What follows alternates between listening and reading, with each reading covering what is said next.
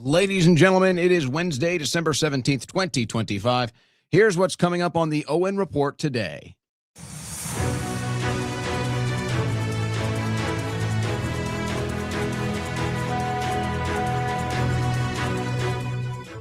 Well, you could say that the last 2 weeks, this week isn't even concluded yet. It's only Wednesday. So it might be more accurate to say that the last 10 days, but I think tonight's going to count for this. So we'll say the last 2 weeks have been the worst in this Trump administration by far. Maybe the worst of any of the two Trump administrations. But no doubt, this week has been a loud and clear message about what this administration is and what it is not. And I really don't know how else we're supposed to interpret last night's Hanukkah celebration at the White House, which would be one thing if it was just celebrating Hanukkah and bringing American Jews up for celebration and honoring their traditions. I think America would be fine with that. I don't think there'd take any issues with that. But on the backdrop of this administration prioritizing Israel, on the backdrop of this administration being Israel first, and then the messages that were conveyed during the event, which were very heavily political, anti-American, anti-free speech, anti-American, anti-Christian, anti-constitutional. No, this wasn't just, hey, we're celebrating Hanukkah. We got some great American Jews up here. We're singing, we're eating. It's a great celebration. No, this was a political event. This was an exhibition of your nation is conquered. This administration doesn't work for you. You are a occupied nation run by foreign and special interests, and last night was their culmination. I don't know how I'm supposed to interpret that any other way. So we're going to have some of those clips. We're going to break it all down. And of course, this just goes into the larger stack now, which is just the main issue. What is this administration now? Who is it working for? What are we going to get out of it? And then what do we do to save the country? That's what this whole thing was supposed to be about, folks. This whole administration was supposed to be about saving the country. Well, I guess it wasn't about saving America. It was about saving a country, just not your country, just not America. So we'll smash all of this together today, if we can even tolerate it, quite frankly, because we're all so sick of it, and there's really no other arguments to be made. But we'll do that. We do have some other news headlines, some big AI news today. Another leftist terrorist group is being hunted and arrested, let's say. So we got some news with another arrest of a Trantifa, is what they're calling it, a Trantifa. More fallout from the Susie Wiles Vanity Fair interview. And conspiracy theories are starting to surface that they think this might have been done intentionally. Well, I don't know how Susie Wiles could be that stupid. I don't know if I'm ready to say it was done intentionally, but it is quite incredible that Susie Wiles would be that dumb. Do you guys remember the Ashley Madison hack?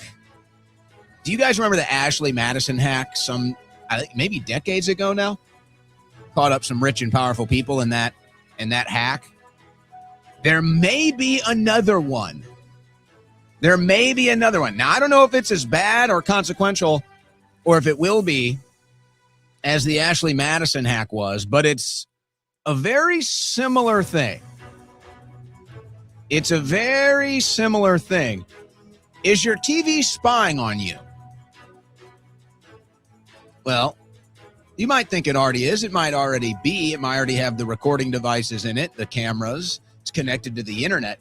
But the new level, the next level of your TV spying on you, straight out of 1984, is here.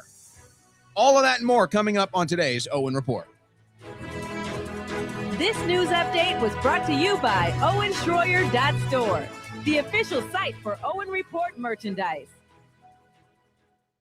Well, ladies and gentlemen, friends and family, you probably recall earlier this year, I was swatted. Now, in the past, I have been doxxed before, private information gotten out. But after the swatting incident and digging into that, there are a lot of things that I learned, not just how readily available your private information is on the internet, but also how readily available your family's private information is available on the internet. And it's simple. All they need to do is get your private information, and then they can get your entire family's private information. I know this sounds hard to believe, but trust me, I've been there before. And so that's why I've partnered with my friends at patriot-protect.com/Owen. Patriot-protect.com/Owen. Folks, this is a no-brainer. For me, it's a no-brainer. Now, you might say, it's a no-brainer for you. You have a bit of a public profile. You have a lot of people that want to do you harm. Well, sure. But if it works for me, then it's going to work for you. So you need to go to patriot-protect.com. Get all of your personal, private information offline. Get your family's personal, private information offline. And that's a lot of work, by the way, because I actually tried to do the work myself, and I tried to individually go to all of these different sites that had listed my private information. It's a process. It took days. You're sending emails after emails. You're waiting for responses. You're sending phone calls. You're waiting to hear back. And then maybe if you're lucky, after a week, you can get that information scrubbed, but it just pops up somewhere else. So what you need to do is go to patriot-protect.com/Owen. Now, if you're getting spam calls, they've also found out that a lot of the people that sign up, their spam calls start to dissipate. The spamming on the phone starts to go away as well. Now, folks, you don't want to do this work. Let the people at Patriot Protect do this work for you. They have a system that goes through the internet and is scrubbing the internet 24/7, looking for that private information, looking for that sensitive information, looking for your personal data. And whenever it pops up, they do the work for you to get it off the internet. Don't go through with it. Trust me. Don't even risk it. And in fact, I would say this service that they're providing, it's going to be a household thing in a couple of years. Everybody's going to have it. Get on board now with Patriot Protect. Protect yourself, your family, your house, your loved ones by getting that private, sensitive information off the internet so that bad people that want to do you harm can't get access to it. Go to patriot-protect.com/Owen. That's patriot-protect.com/Owen. Protect your personal, sensitive, private data from bad people online that want to do you harm.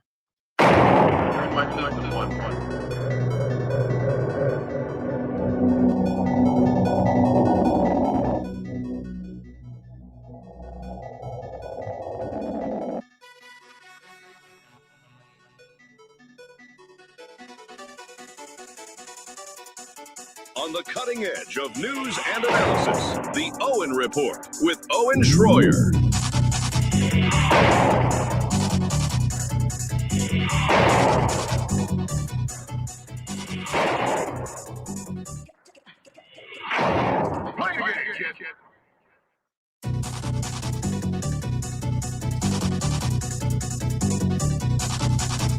All right. Were you guys watching last night? Did you guys see the events at the White House last night? And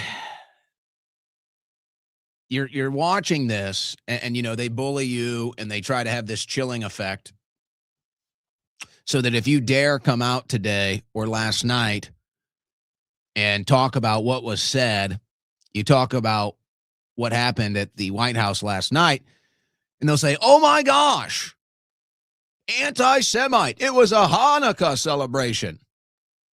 No, it wasn't. It might have been. That might have been the purpose. That might have been on the invite. But that's not what it was to the casual observer. That's not what it was to 90% of Americans that tuned in and saw that. That was a display of occupation. That was a display of conquering. That was a display of Trump selling the country out and telling MAGA he doesn't work for you. I don't know how else to interpret it. They're talking about suing you if you don't support Israel. They're talking about how you're not a good American if you don't support Israel. They're talking about how Trump's number one priority is Israel. They're demanding he run and go for another 4 years, and Marion Adelson will give him another $250 million to do it. Mark Levin up there rubbing shoulders, talking about how Trump is Jewish. I've never seen a more grandiose display of arrogance, entitlement, and occupation in the history of the United States of America. In fact, that might be the moment.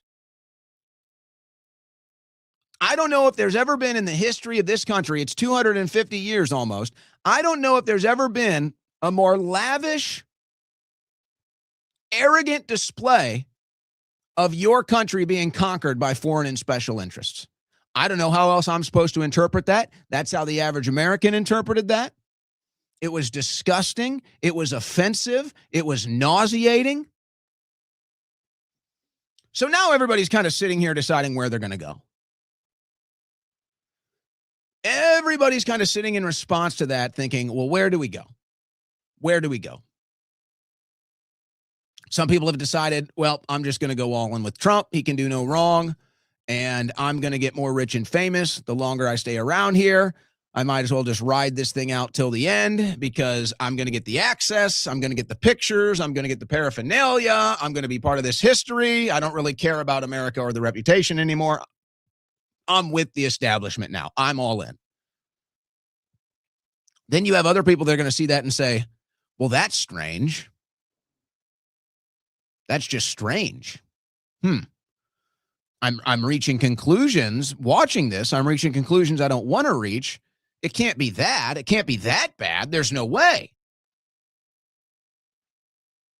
And then there's the group of people who have already been in this conundrum, which is, wow, this administration really did sell us out. Trump really did sell us out. Trump really doesn't work for us. Trump really did abandon MAGA. Huh. Boy, that's the ultimate proof right there. Is there any doubt left? Okay. Now, your mind goes in a bunch of different in a bunch of different directions watching this.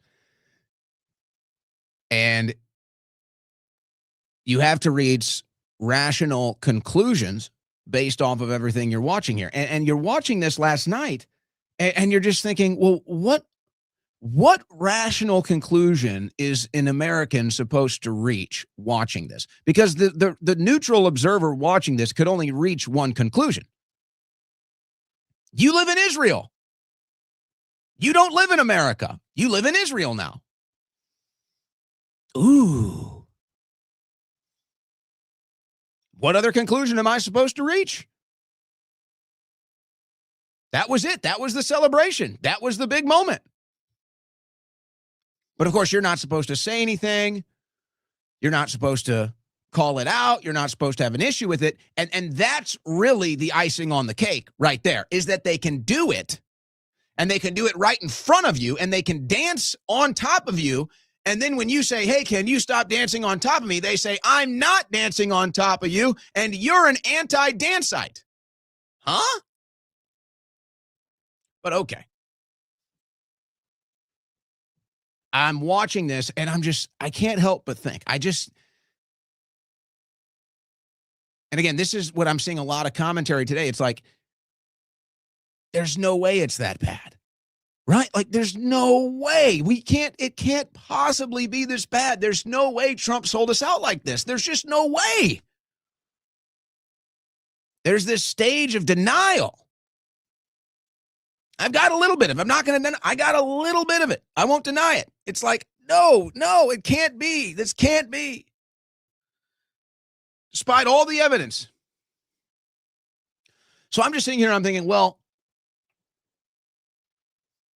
put my emotions aside or my thoughts aside or my opinions aside, put it all aside and just say, okay, well, all right, it is what it is. So then the question is, well, what happens next? Then the question is, what follows this? What is going to be the result of all of this? And unfortunately, I think we've kind of crossed this threshold with President Trump where it's like now we don't even know what he's really thinking or doing anymore. I don't know.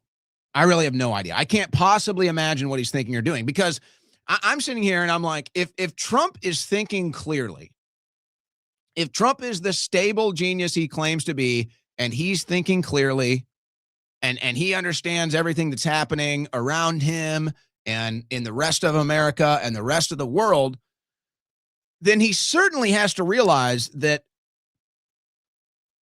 everything that happened last night, not only does it crush MAGA, not only does it crush a lot of the positive energy coming out of his administration as far as America First is concerned,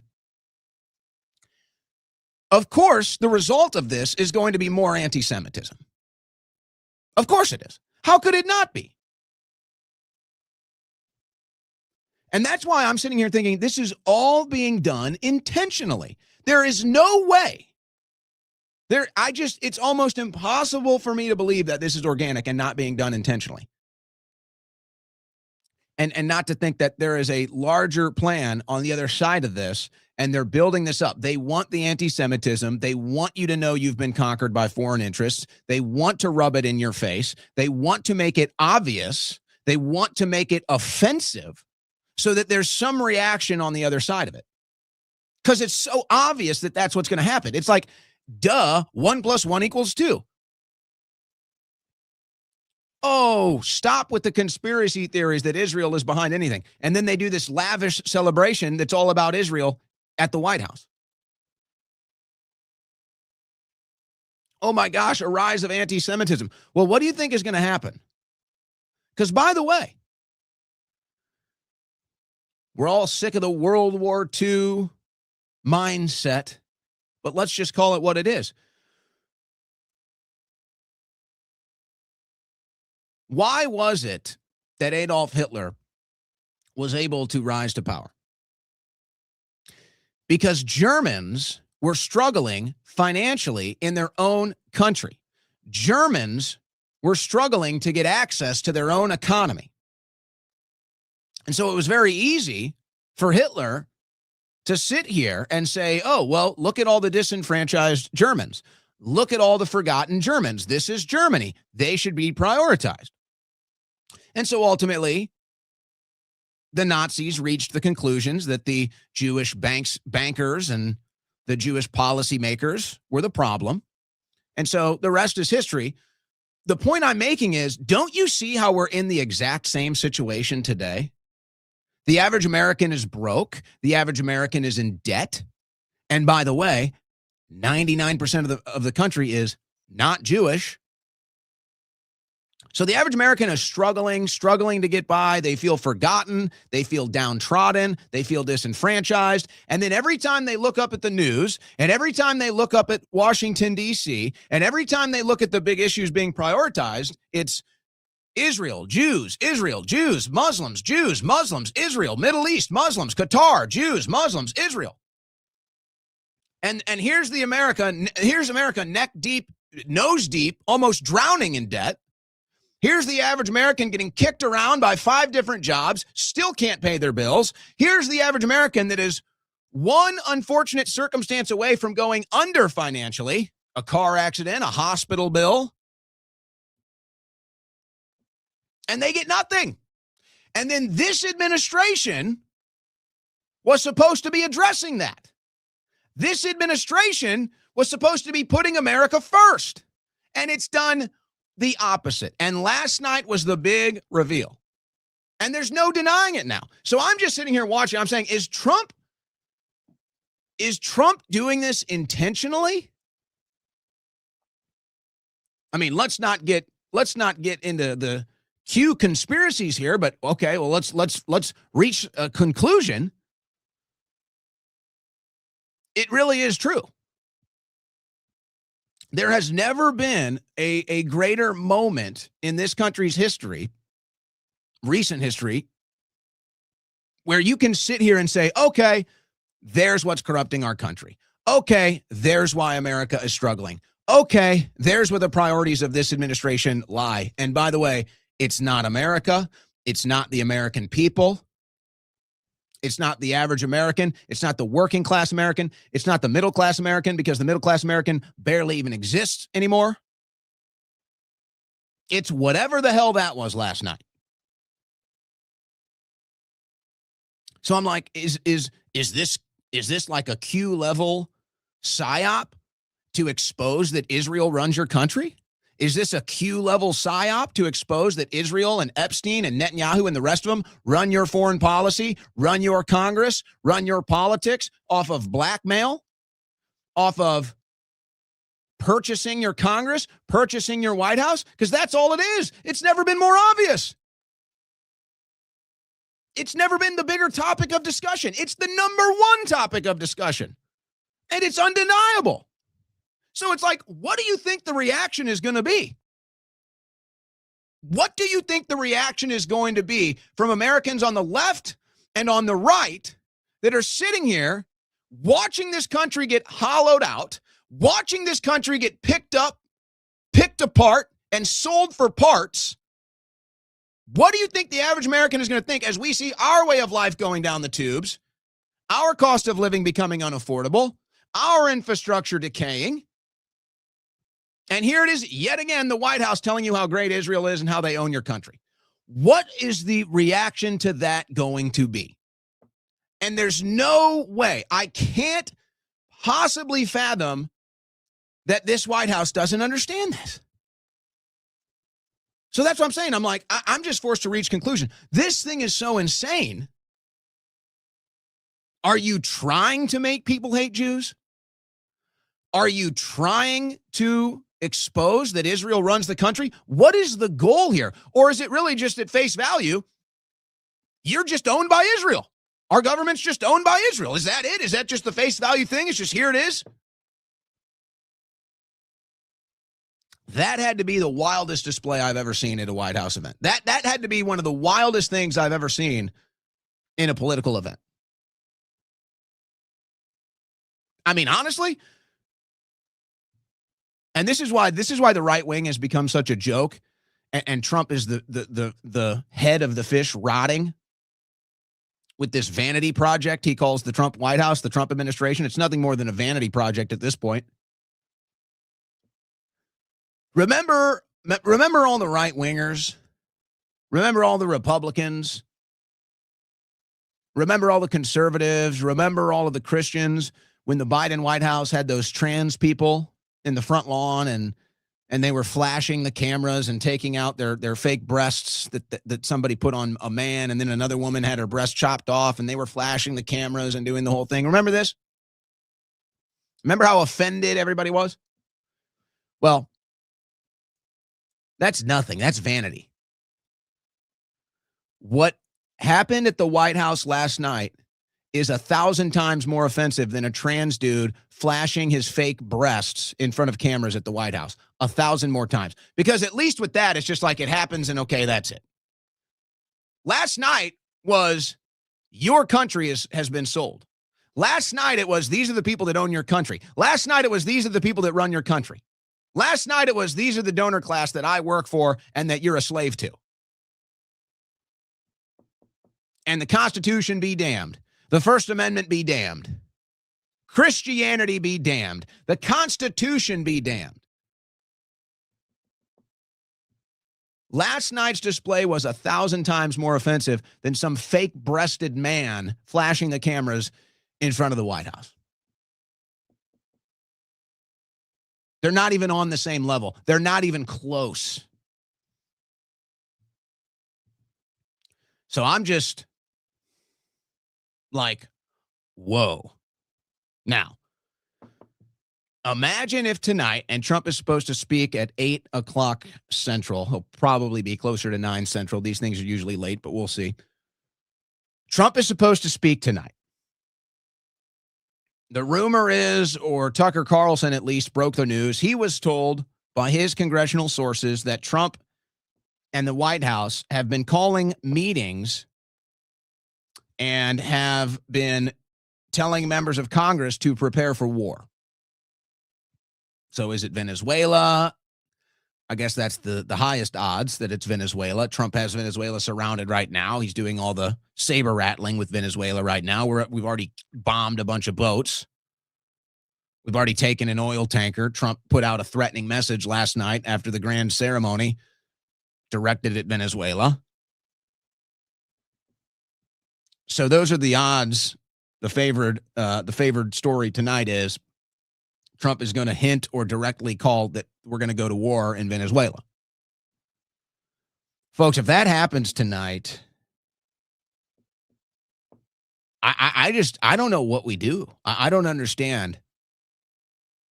And they're sitting up there. Marian Adelson says, we're gonna have Trump run 4 more years. I'll give you another $250 million. I'll give you another $250 million to run again.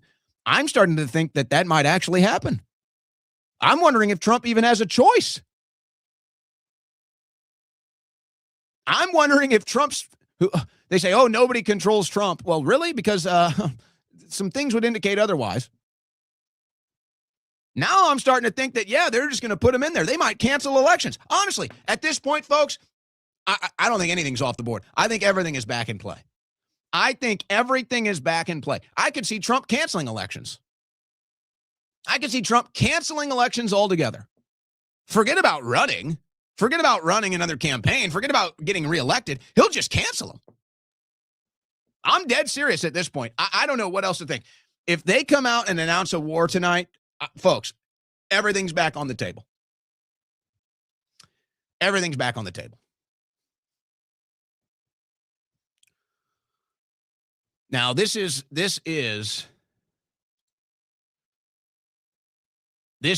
Tucker Carlson on one of the few shows out there that's still worth listening to, Judging Freedom with Judge Napolitano. This is where Tucker Carlson broke the news earlier today. Is Trump going to start a war in Venezuela? I don't know. I don't know when this program airs, the one that we're on right now. This thing's maybe live. We're live now, and then okay. It'll be posted immediately. So now, my sense is, I don't know the answer. I've certainly been on the phone a lot about it. I have no power. I'm a podcaster, but I'm very interested. And so here's what I know so far, which is that members of Congress were briefed yesterday that a war is coming, and it'll be announced in the address to the nation tonight at 9 o'clock by the president. Who knows, by the way, if that will actually happen? I don't know. And I never want to overstate what I know, which is pretty limited in general. But a member of Congress told me that this morning. Is Trump going to? So again, Tucker's congressional sources say we're having meetings and we're being prepped for war. And there's other circumstantial evidence that would suggest that we're getting ready for war as well. Some of it pretty overt, some of it rather subtle. But yeah, when you look at the actions and the saber rattling and everything that's going on in Venezuela, you know,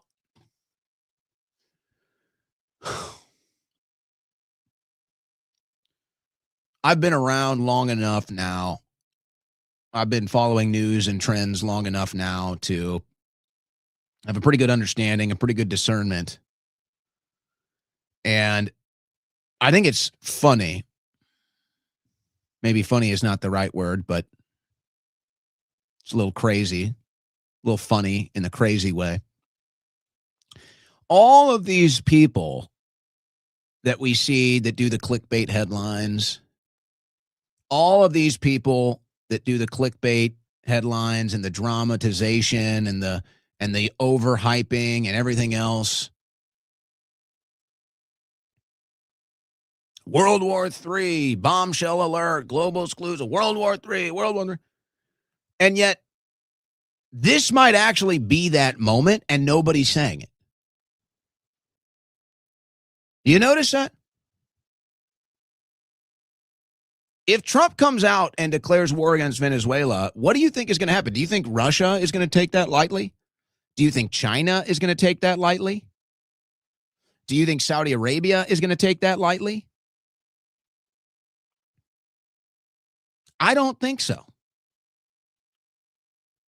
But where's all the hype? Where's all the dramatization? Where's all the clickbait headlines? World War III, red alert.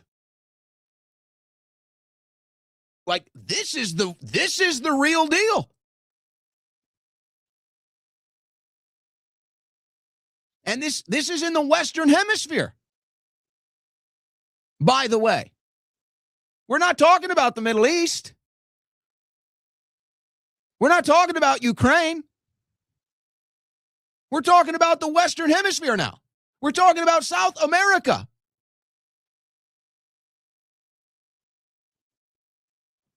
Where's all the clickbait? Where's all the drama? Where's all the red alert?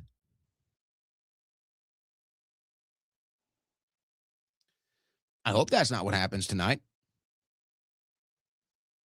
And if it is, then I don't know what you can possibly describe this administration as anymore. Certainly not MAGA. Certainly not a peace president. And if that's not the announcement tonight, it doesn't necessarily change the circumstances either.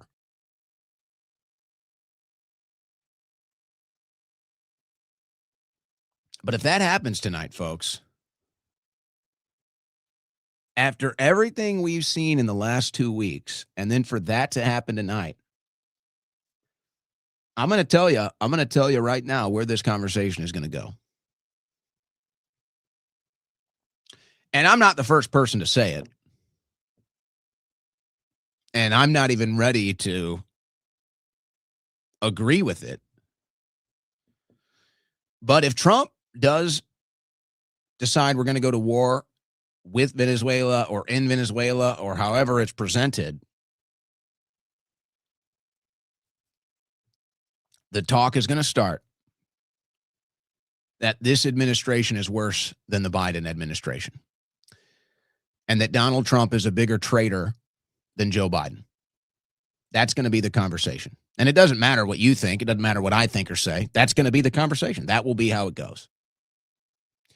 And when that starts happening, I think it even gets worse because there seems to be this like building like back and forth, like a ping pong match here, where it's like the farther away from MAGA Trump goes, and then the more he hears from his base about being upset, it's like the more radical he gets, and the more he starts to despise MAGA. The more he starts to want to shove it in our face because we're not loyal to him and we won't kiss his ass. It becomes this resentment factor that somehow we're supposed to be loyal to him. But in his narcissistic ego, he forgets that he works for us. But it's all just turned into a Trump vanity project, quite frankly. That's all it is. And I'm going to give you the evidence of that.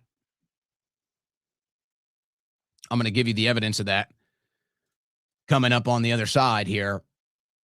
And again, it's just like, it's the same thing. I don't know what other conclusion I'm supposed to reach based off of what I'm seeing in front of me. I don't know what else I'm supposed to think watching all of this stuff. You just reach logical conclusions. That's what you do. Now, you may be monitoring the markets today. I know I am. I'm still waiting for that Christmas rally, but it's not happening. The markets are down today, and now I'm starting to wonder if they're just not going down altogether. But precious metals are up. Precious metals are in high demand. Are you taking advantage of this? Are you trying to get ahead of the curve? Are you watching this? Well, you might want to protect your wealth. You might want to think about it. Cash is losing value. Nobody's sure what's going to happen in the stock market. Highly volatile, trending the wrong direction now. So what are you doing? You need to go to protectwithowen.com. My friends at Allegiance Gold want to ask you if you're the type who waits to be rescued or the one who protects your family and your finances before the storm hits. We're already seeing the cracks. The dollar is losing value. Banks are showing stress. They're getting bailed out. The Fed is printing money nonstop. It's not if it breaks, it's when. And they don't want you to know when the system starts cracking, the insiders move first. That's why central banks, major institutions, and billionaires are piling into gold and silver right now. We're all watching it. So the Owen Report is partnered with Allegiance Gold. When paper markets burn or the market falls, gold and silver don't. They're yours, not the government, not the banks, not Wall Street's, yours. Allegiance Gold has been around for nearly a decade and is trusted by over 7,000 clients nationwide. Relationship-driven, A+ with the Better Business Bureau, 4.9-star reviews from real client, transparent, and they want to educate you first. That's why they want to have you pick up the phone and give them a call. 844-790-9191. That's 844-790-9191. Or go to protectwithowen.com. But they do want to educate you first. Give them a call. Ask them questions. See what you're thinking, what they're thinking. That's what they want. They want you to understand. And right now, they're offering $5,000 in free gold and silver with qualified investments. You heard that right. $5,000 in free gold and silver with qualified investments, whether through your 401k, IRA, or savings. They make it simple to move into something real before the next reset. So go to protectwithowen.com. Protect your wealth and your freedom because no one else will. Yeah, certainly not this president. Okay, so the Vanity Fair White House, the Vanity Project White House, the Trump Vanity Project administration just gives more evidence that that's exactly what it is. And, you know, I don't really care about the personal side of things. You know, I'm all about political debate, discussion, disagreement, whatever. I don't take it personally. So, as I'm seeing a lot of this become extremely cringe, that's fine. People like this stuff. I don't like it, but people like it, whatever, to each their own. But it is extremely cringe to me, and it just seems like we've just lost the plot or we don't care anymore.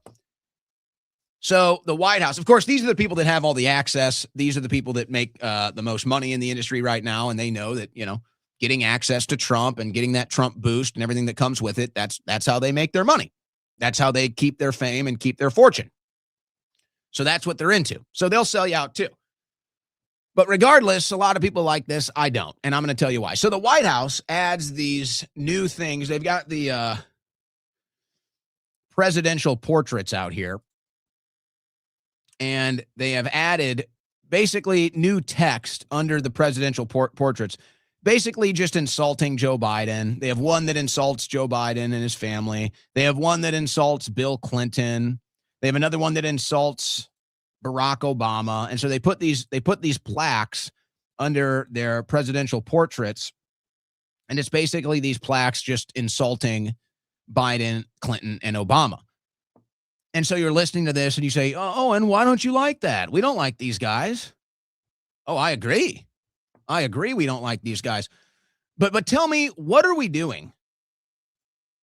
What are we doing minting a plaque to put under the presidential portraits, one of them under the Joe Biden auto pen? That's a crime. What are we doing? Is this just a vanity project? Is this just a gotcha presidency? Is this just a social media clickbait administration? What happened to you guys? Look, here's Joe Biden. Here's the auto pen. That's a crime. Why don't you arrest somebody? And then they go into all the different details of the Biden crime family and the plaque. So why don't you arrest him? I don't want to see a fucking picture of the auto pen. I don't want to see a plaque at the White House insulting Joe Biden. Arrest him. Arrest the Biden crime family. What is this crap? What happened to MAGA's balls? What happened to MAGA's spine? What happened to MAGA's fortitude? You guys are okay with this? This is pathetic. You're like a pathetic dog. Oh, yay, Trump's insulting Biden with a plaque at the White House. So what? What does that do for anybody? Cool social media post. Are you going to go take a picture with, are you going to take a picture with it? Are you going to put your hat on? Oh, you're going to post it on social media? You're going to get some clicks? You're going to get some likes? You're going to get a nice payout? Cool, man. This is pathetic. Oh, we're going to get Biden. We're going to get justice in this country. We're going to put a plaque under their portrait insulting them. Ooh, wow, cool, man. This is so pathetic. So pathetic. Whose idea is this? Who thinks this is cool? Who thinks this accomplishes anything? This is getting so bad, folks. This is getting so bad. And then Wiles comes out, and this disaster with Vanity Fair. Trump is wrong about Clinton Epstein accusations, Susie Wiles says. What is going on? Trump has said that Bill Clinton visited Epstein's private island supposedly 28 times.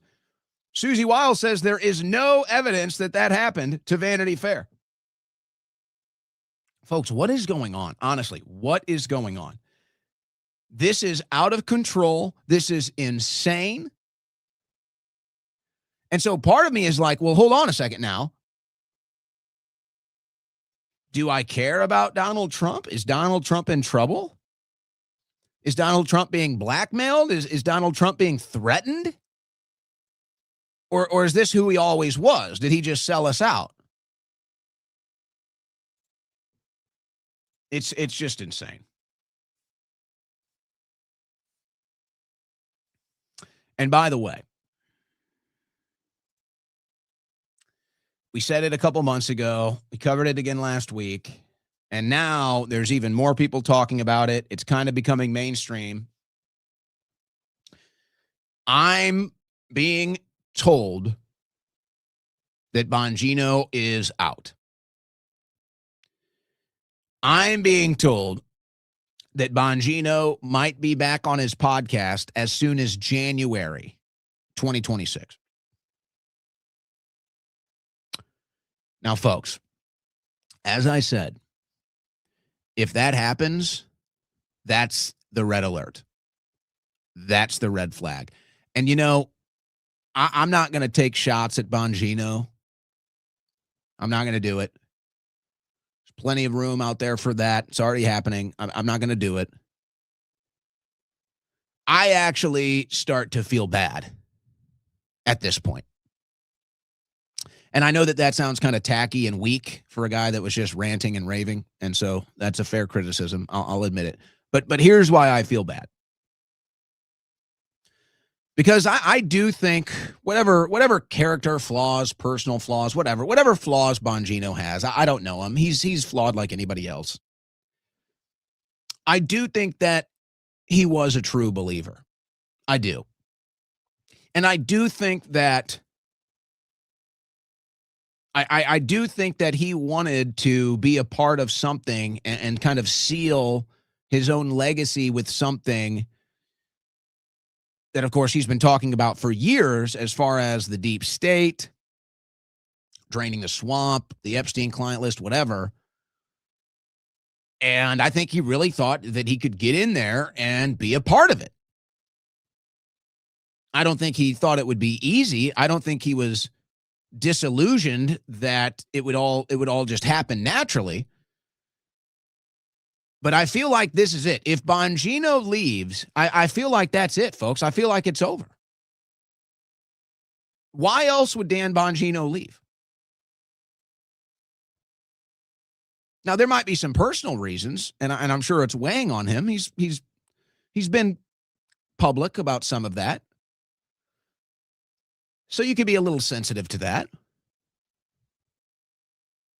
I think maybe Bongino is just as let down as the rest of us. Now, he's got to carry face, obviously. He's got to keep on a straight face, and he has to remain professional. He is a member of the administration. He is the deputy director of the FBI.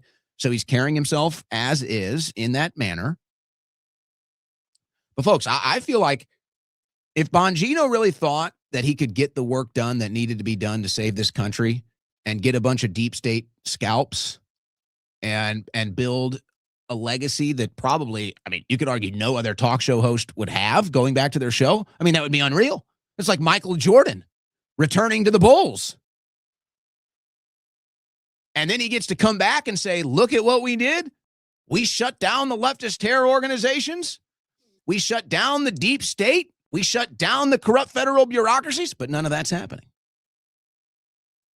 And I feel like if he leaves, that's him waving the white flag and him saying, I can't do it. And it's not even an I can't do it thing. I think it's an I can't do it because it's not going to get done.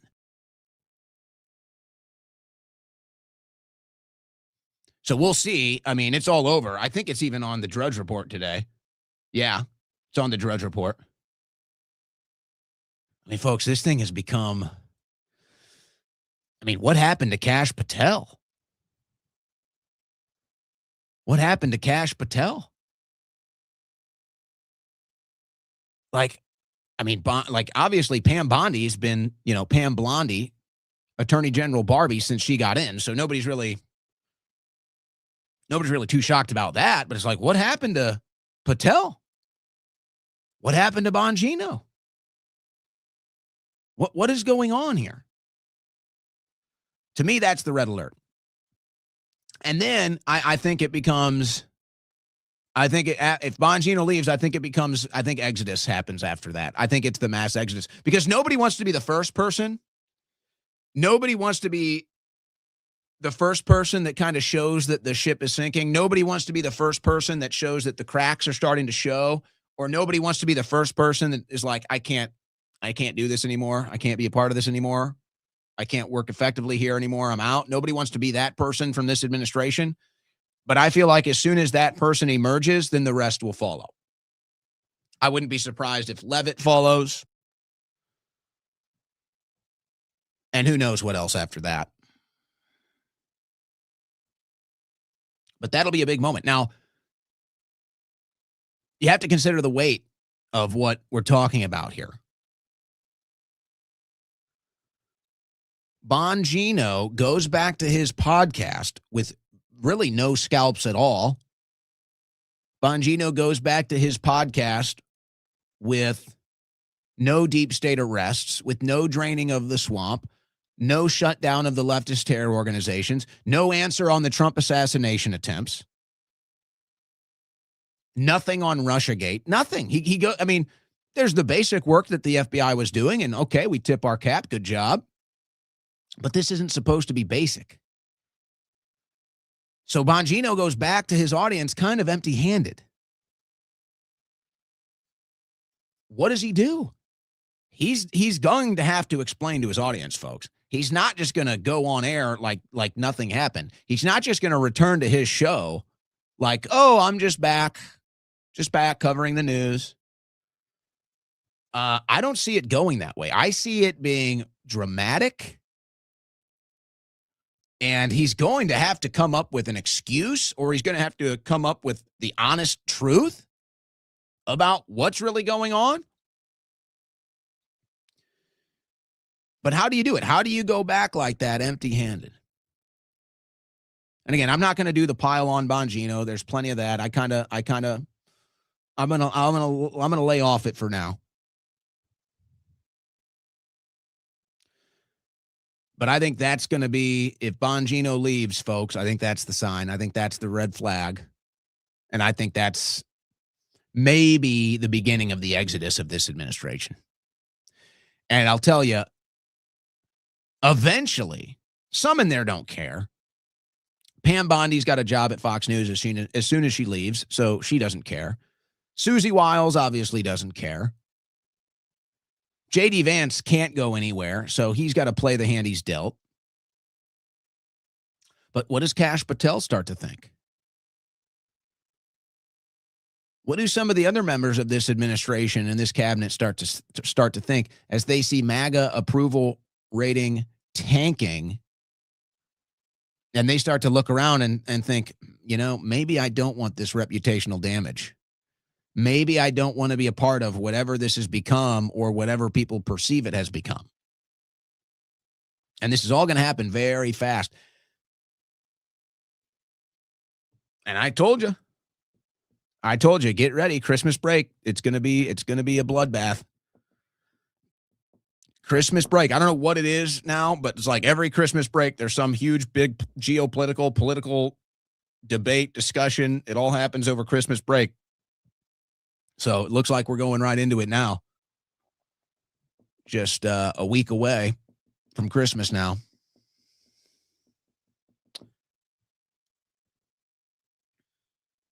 But I think we'll get a pretty good idea after tonight. It's like last night was like, okay, that's the big middle finger. Last night was the big reveal. And then it's like, okay, tonight's going to be the hammer down. Tonight's going to be the door closing. It's like last night was like, oh, this is the opening ceremony. It's like last week was the prequel. Last week was like the opening act that it's all over. You're done. Foreign interests and special interests run this administration. They run D.C. There's nothing you can do. You can't vote your way out of it. Not yet, at least. Nobody in D.C. really cares about you or is interested in stopping the corruption or draining the swamp or arresting the deep state. So it's like last week was like kind of like the prequel, kind of like the opening band. And then last night was the big opening ceremony. That was like the big opening ceremony. Lights, camera, action. Let everybody know what's going on. And then I think tonight's going to be, now this is what you're getting. Now this is what you're getting. You're listening to the Owen Report on the Win Network.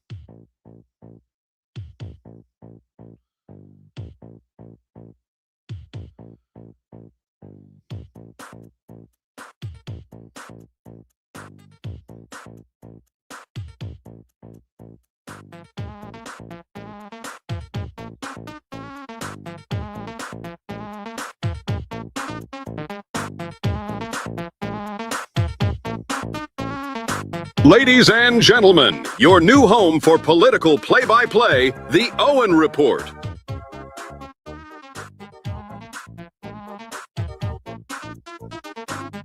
Folks, we may have some breaking news. This might actually have been confirmed right now.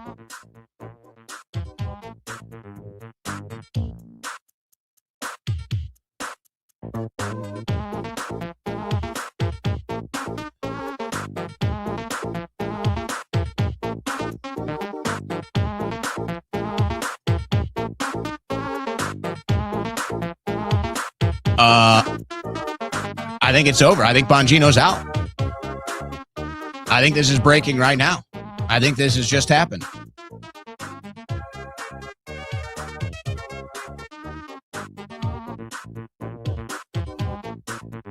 Wow.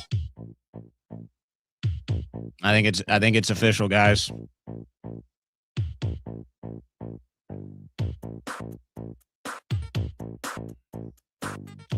Wow. It looks like it's like they haven't landed the plane yet, but it's making its approach right now. Dan Bongino is out.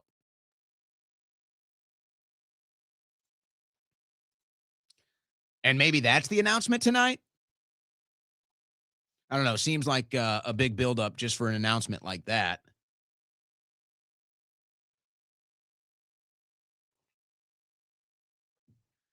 But this headline just hit the hill.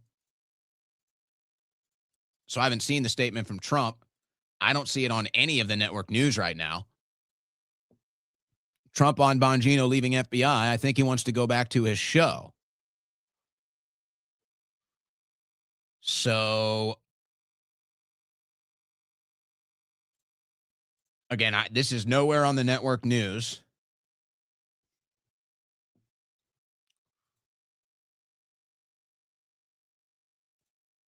That's all I can find on it right now.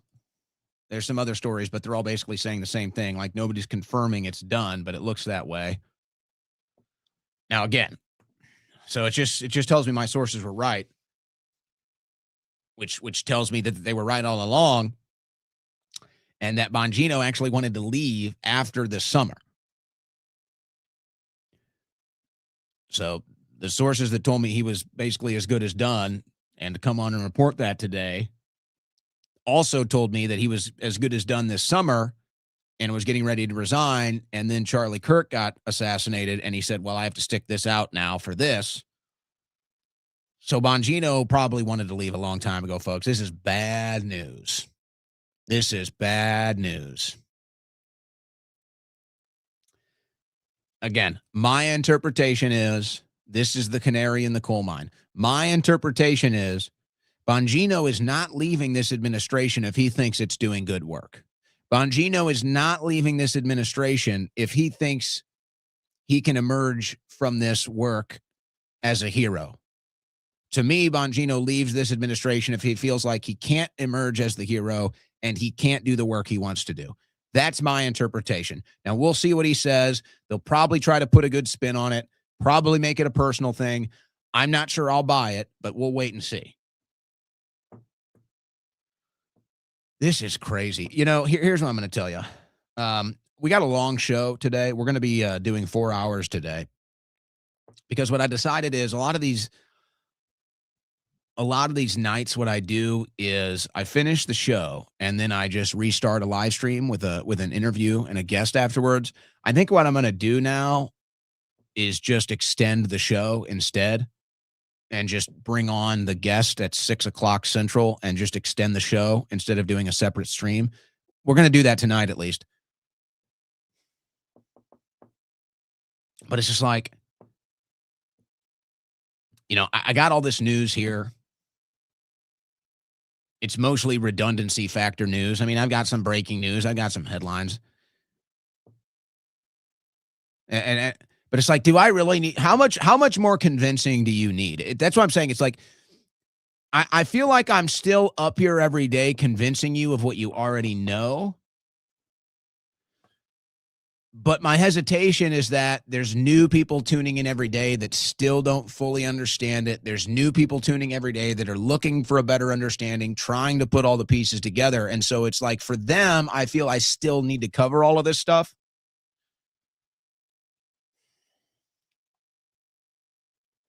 But it's like, is there really, I mean, how much doubt left is there in this audience? How much doubt left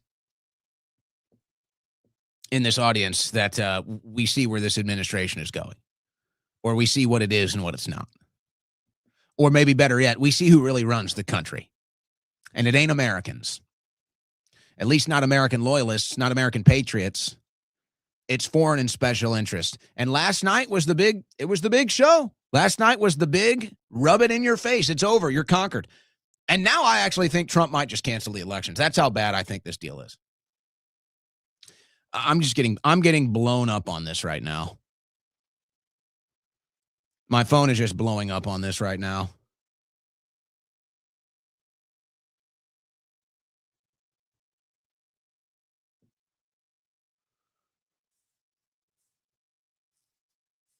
So I'm only saying this because it's like part of me just wants to take calls the rest of the way and get your thoughts on all of this. Because what more is there for me to say? I mean, what again? It's like what I don't feel I have to convince you anymore. I mean, it's already obvious what's going on. If the last 10 days of this administration isn't enough to show you what's really going on, I mean, there's nothing really I can do, I feel like. But I got a job to do. So let's clamp down. Let's cover this news. We'll be monitoring for any developments. It does appear now that, yes, Tucker Carlson's report on judging freedom with Judge Napolitano, it does look now as if, yes, Congress was just briefed that there might be a war in Venezuela. because now all of them are going in front of the press and basically saying, yep, we just had a meeting about war with Venezuela. And how can Trump get up there and give himself a peace award and say he's the peace president as they're literally blowing up boats and starting a war in Venezuela, as they're supporting what Israel is doing in the Gaza Strip? How can you claim you're a peace president? It's so offensive. It's so disgusting. It's so demonic. And then I just get back to like, there's no way it's this bad. I don't mind being, if Trump fooled me and got me to vote for this crap, then you know what? Okay, fine. I'll accept that. He's a good showman. And I still would argue maybe it was better than Harris or Biden.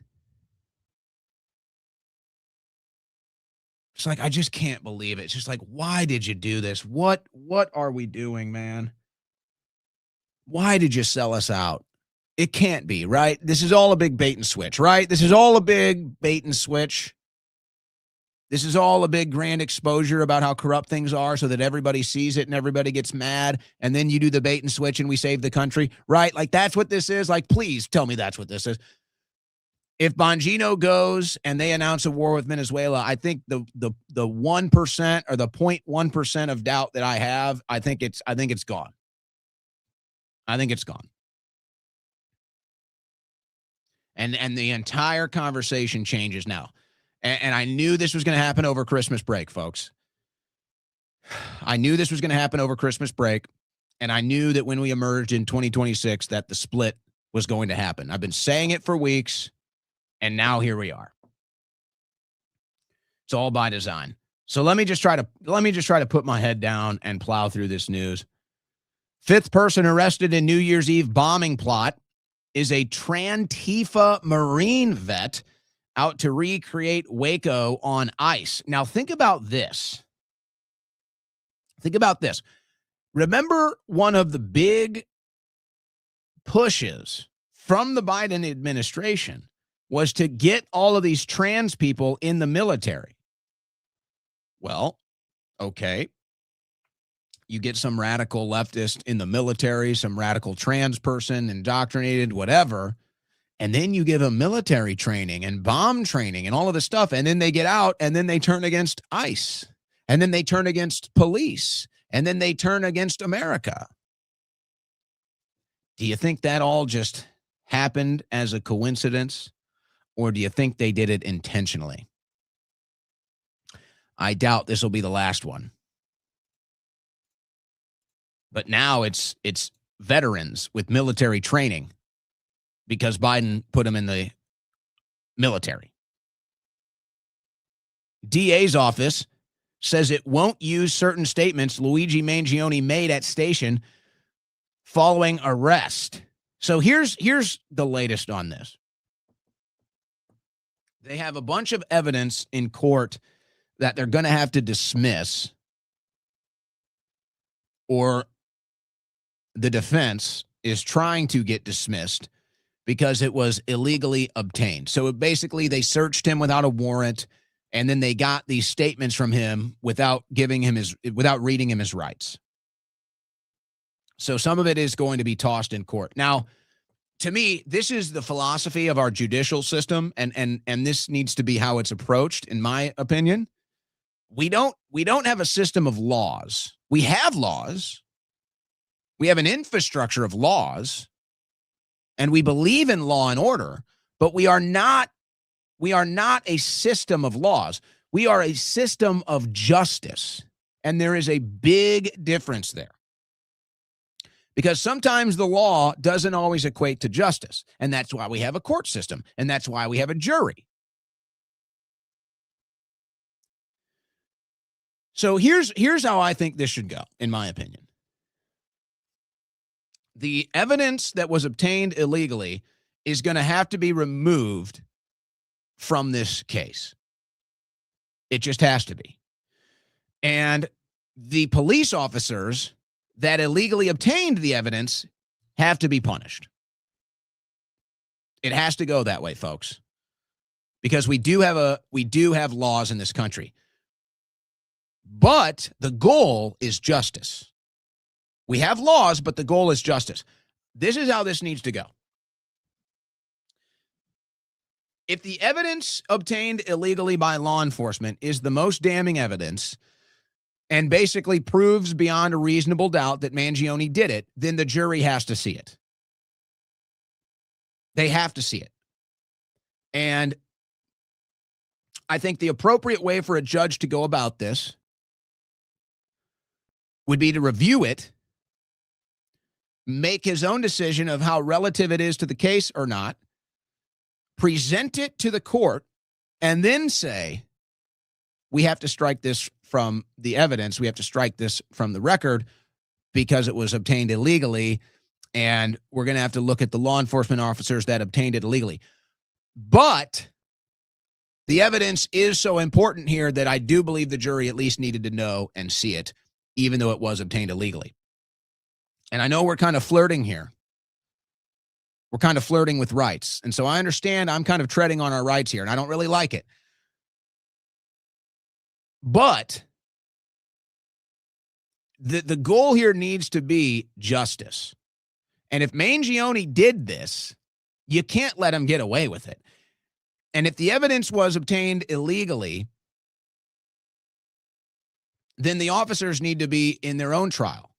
But if the evidence they obtained was the most important evidence that locked the guy away, then basically you say, hey, you got to be punished, but we'll go light on you. We understand what you did and why you had to do it, but you still broke the law. What you did was not legal, so you are going to have to be punished. But we're not going to ruin your life over it. We're not going to destroy your livelihood over it, but you're never going to allow to maybe never be a cop again. And you're going to have to deal with some legal issues because of that. Because I will tell you, it looks like that's where all of this is going, folks. It looks like the most damning evidence they're going to argue was obtained illegally, and they're going to try to get it struck and removed from the case. Now, I understand the pushback on my opinion here. And I'm not even interested in pushing back because I get it. I'll just say, yep, you're right. This is how I think about it. But I also understand it's like in the O.J. Simpson case, because it's very similar. You cannot let evidence be planted. You cannot let police officers lie. You cannot let our rights as citizens be violated. You cannot allow that to happen. But can you let a killer walk? And I guess some would argue, yeah, you have to let the killer walk in this situation. Well, that could end up becoming the case here with Mangione. So I don't know. My goal is justice. My goal is justice. So if a police officer is going to try and obtain the damning evidence to get the criminal, and they do it illegally, then they have to be punished for that. But if they catch the bad guy, if they catch the killer, it's kind of hard to go against that. It's kind of hard to go against the results. So justice is you caught the killer, you convict the killer, but then you punish the police officers that obtained the evidence illegally. And here's what you do. Again, this is open for interpretation, open for debate. But you officers need to know, here's the deal. If you're going to try to obtain evidence illegally and you swing and miss, you might go to jail. Or maybe you're going to see excessive fines. There's going to be an extreme punishment if you violate the law and violate somebody's rights and swing and miss. It's like, if you're going to do it, you better hit the home run. And then when you get to defend yourself in court, you can say, hey, I'm guilty, but we caught the bad guy. We got the killer, and this is what we had to do. But it looks like that's where this is going. It looks like I think this is going to become a big issue in this court case. And it's like, how can you blame the police officers? But you can, in a way. You can blame the police officers in a way, and you can say, no, you should have brought them in. You should have gone by the law and by the book, and you didn't do it, so you will be punished. but you did get the bad guy. Twitter user is jailed for 18 months for 2 anti-immigration tweets made after Christmas market car attack. The posts he made on, it was Twitter at the time, I guess. The posts he made on Twitter had 33 views, and he gets 18 months in jail because he was upset after the Christmas market migrant attack. Now, this is what's insane.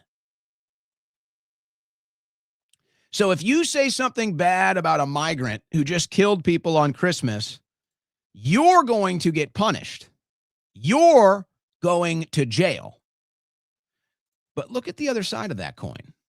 And listen to this logic from Mark Collette, who's banned on X, by the way. So remember, if you say something bad about a migrant that does a Christmas attack and kills people and targets Christians, you're going to jail.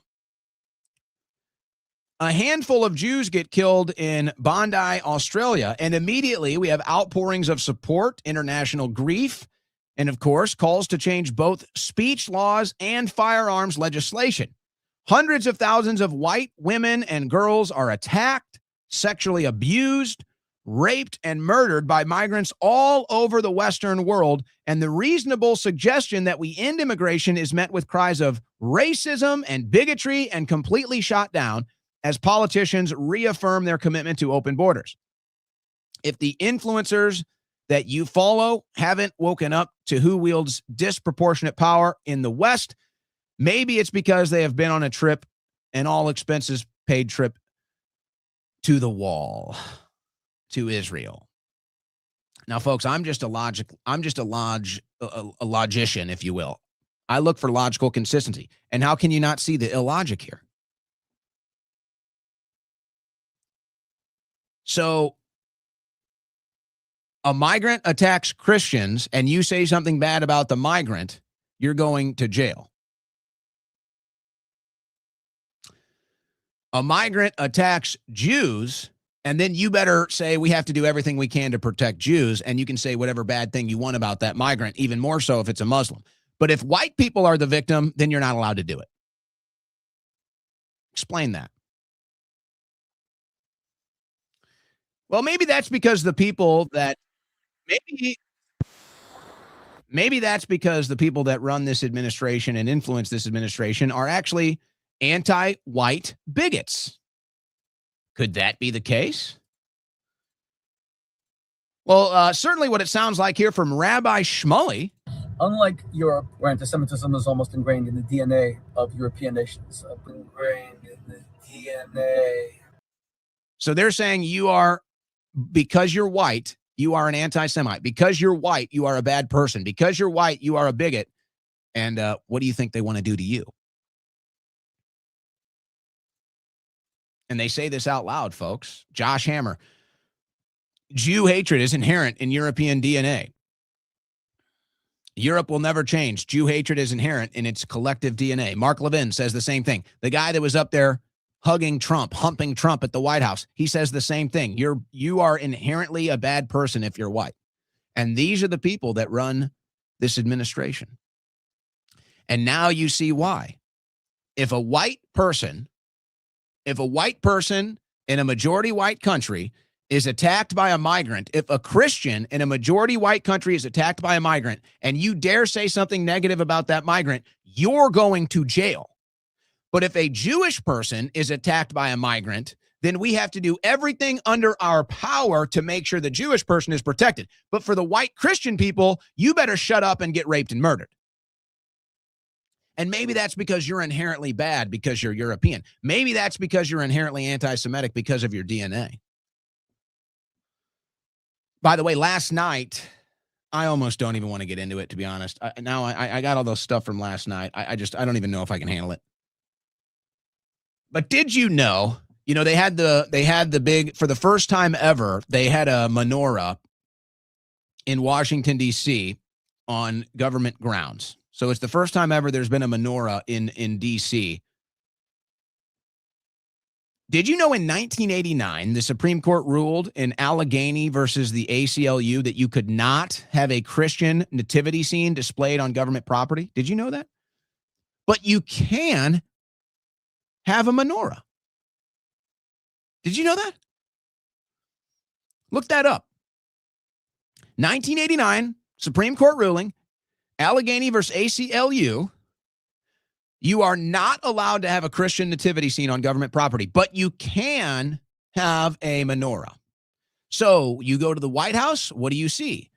You see a giant 90-foot tall menorah, but no nativity scene, no Jesus Christ, no birth of Jesus, no Christmas, just Hanukkah, just a giant menorah. That's what I'm saying. It's like, how are you supposed to interpret this? What are you supposed to take away from this? You're a second-class citizen. You have nothing to say here. This is not your country anymore. You're not even allowed to have Christianity. And here come the messages. I think I'm just going to have to withhold opinion and just shut up and just play all these clips for you because I just can't do it. I'm getting too hot and bothered, and I don't want to do it. I'd rather speed run through this and take your calls. So I'm just going to start pouring through these videos and stuff, and you can interpret it however you want. So this is in Europe, and we're hearing this a lot in America, that basically everything that your ancestors have done and the white European world has done, it's all owed to Jewish people. Jewish history is European history. Jewish culture is European culture. And Jewish life must be able to flourish for Europe to flourish fully. This is something which is enshrined in our European Union. So there you go. By the way, it is official. Bongino is out. It is official. Bongino just made a statement. He's out. So there you go. We already covered that, but it is now official. Dan Bongino has just made his official resignation. So thanks to my sources for giving me the good intel. Thank you, guys. Israel wants to train ChatGPT to be more pro-Israel. In a new $6 million contract, U.S. firm Clock Tower X will generate and deploy content across platforms, help game algorithms, plus manage AI frameworks to make them more friendly to Israel's cause. Very nice. And then you may have seen the new update to the X policy, how the new X terms of service gives Grok permission to use anything you say forever with no opt-out. So I've already been telling you that you need to be acting like that anyway. You already need to pretend like everything you're doing is being spied on and cataloged, and more specifically, everything you're doing on social media, so act accordingly. Now the cat's out of the bag, and they're telling you, yes, we're using all this data, we're plugging it into an AI algorithm, and then we're building a social credit system in the West based off of how friendly to Israel you are or are not. And then what happens after that, well, you can only imagine. But they're all out now. They're all telling you all the AI algorithms on social media are being used to build a social credit score and a file on you, and the biggest offense you can make is not supporting Israel. And here's last night. So this is Laura Loomer, and she was at the White House last night. She got a shout out from Trump.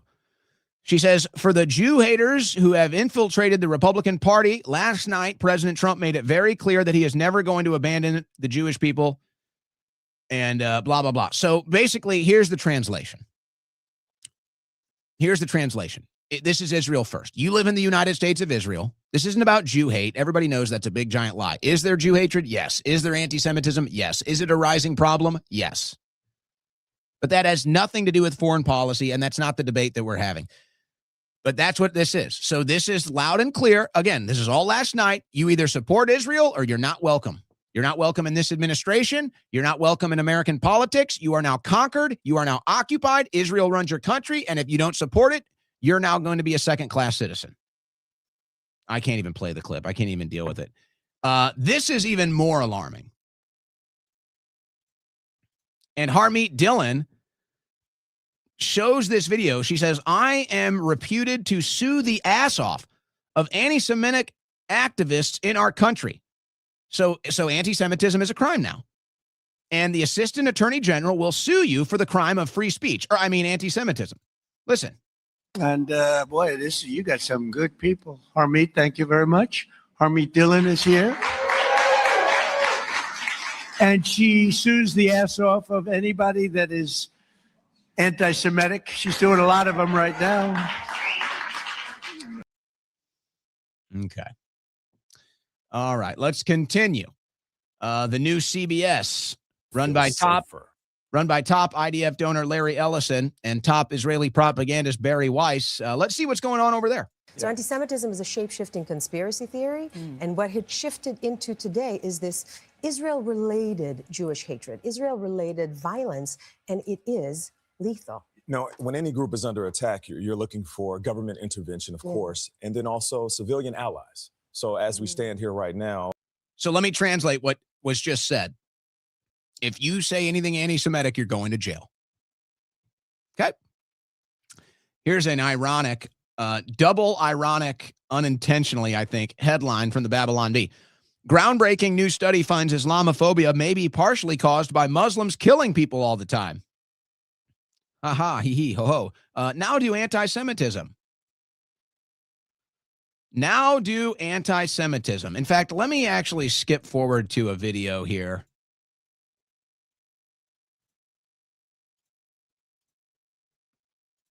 Let me do this. And I've got a bunch of these videos. It's just, there's so much of it today. Here's one example, though. So, okay, Islamophobia is caused by Muslims killing people. So what's causing anti-Semitism? I'm Jewish, and I never thought I'd feel the amount of disgust and rage I felt at my own community over the past year and a half, but especially the last few months. The amount of pathetic, manipulative self-victimization boggles my mind, because how is it not enough for you? How is it not enough for you that millions of people have lost their homes, that hundreds of thousands of people have lost their lives, that the United States government signs off completely and unconditionally on all of it, that one Israeli life is given the same weight, more than 1,000 Palestinian lives, and that people lose their jobs for speaking out against it? How is that not enough? How do you still feel the need to hunt down college students and have them deported for sitting on a lawn and holding a sign because they felt moved by seeing a video of someone dig their child out of rubble, or seeing people gunned down while getting water? Children in Gaza are having their limbs amputated without anesthesia, and you have the absolute nerve to tell people they should feel bad for you because you had to see a piece of graffiti. God forbid. You're living in this world where up is down, left is right, an Instagram story is violence, but a bullet in a toddler's skull is not, and you're making the rest of us live in it with you. The only thing I can hope is that you wake up one day and realize what you've done, and it torments you every second for the rest of your miserable life. You sicken me to my core as a Jew and as a human being. I will continue to call myself Jewish because I don't want you to be the only kind of Jewish person that there is, but never again in my life will it be something I'm proud of. Now, I have a bunch of similar videos. I kind of disrupted my flow to play that one right now. But I have a bunch of videos that are very similar. It's Jewish people, and they're saying Israel is causing anti-Semitism. Israel's action in the Gaza Strip is causing anti-Semitism. Israel buying the U.S. government and politicians is causing anti-Semitism. Do you disagree? Are you inherently anti-Semitic because you're white? Or do you have a problem with the U.S. foreign policy in the Middle East? Or do you have a problem with the IDF killing children? Or maybe that's it.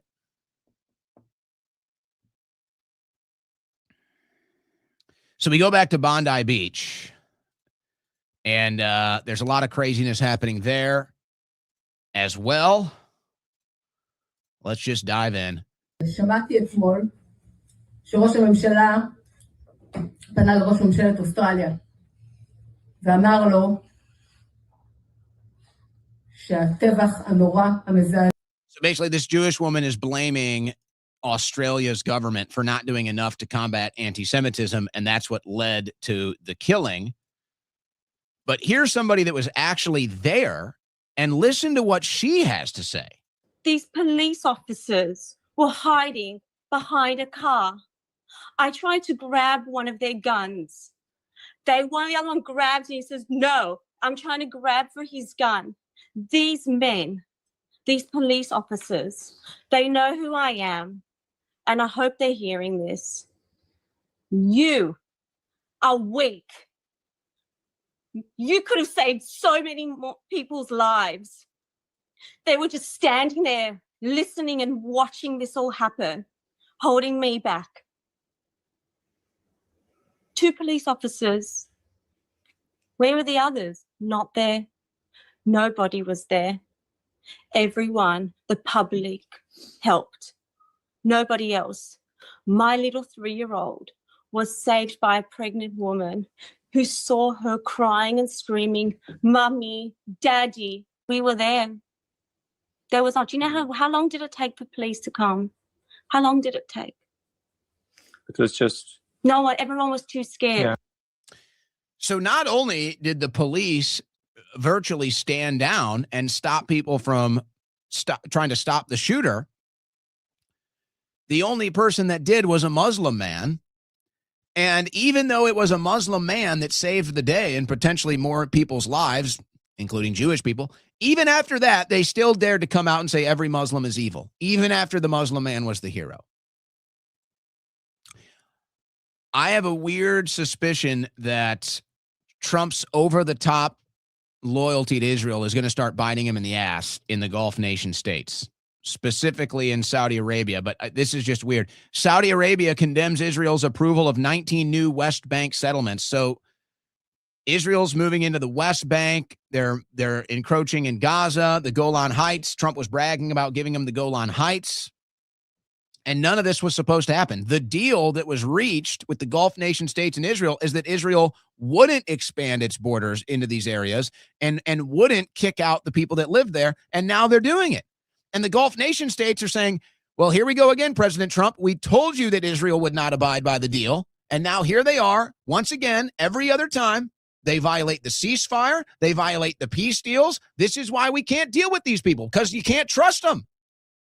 And then here's Trump going along with it. Remember that ROI propaganda too? Well, this kind of puts it to bed. I learned enough and I signed the Golan Heights, the rights to the Golan Heights over to Israel. Nobody thought that was possible to get. They've been working on it for 70 years, Mark. 70 years. You know, planes would fly into places that have meetings that would last 2-3 days. All they talked about was the Golan Heights, right, Jason? And nobody ever did anything, but I did it, and we did it quickly. And I say, good luck to you. Then I found out the value of it, trillions of dollars. It could be worth, if you think, trillions of dollars. I said, maybe I should have asked him for something. I learned enough, and So I'm sure you guys saw it. It got brought up yesterday. Our return on investment in Israel is all this. It's all like, what are you even talking about? They just make it up. Well, now Trump has just given Israel $1 trillion worth of land. So you want to get back to me on those return on investment? You want to get back to me on those numbers again? Trump just said he gave Israel $1 trillion worth of land resource. Oh, my goodness gracious, y'all. Oh, my goodness gracious. Let's not pause. Let's just pile drive. Let's just plow. Are you aware of the telly? Now, I saw this report and I was like, there's no way. So let me just play you this short report and then I'll actually share with you the details. But let's first listen to this. The latest real-life Black Mirror device has dropped, and it is called Telly. Now, it's a free television. That sounds nice, right? Well, you have to watch ads all the time. There are always going to be ads with this TV, and that is how it is free. But at least the ads are on a bar beneath the screen, right? So you could just ignore them. Well, yes and no. At the same time, there's also a sensor within this TV. You can't block that because it's watching to make sure that you're watching. You can't cover up the ads. You can't do anything like that because that's all part of the process. You have to be able to visually be seeing these ads, at least in some form or another, even if you're going to try to block them out. It has to be that you are seeing them. That is how this company is making their money, generating it through ad revenue rather than the sales of TVs themselves. It's in the terms of service that you can't do any of that. And when you're signing up, you have to give a lot of information away. How many people live here? Do you have kids? What are you doing for work? All of these different things. It is quite something. What do you think about this? Let me know. So I was like, really?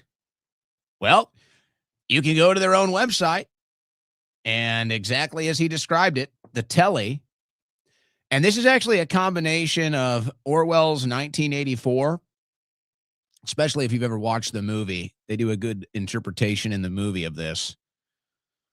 But it's like a cross between Orwell's 1984 and Idiocracy, when the guy's watching TV, but all the ads are around it. That's basically what this is. And so you can see it right here, their own website. And they say, get your telly for free. So you can get your TV for free, and then all you have to do is let it basically live in your house and play all the ads and everything.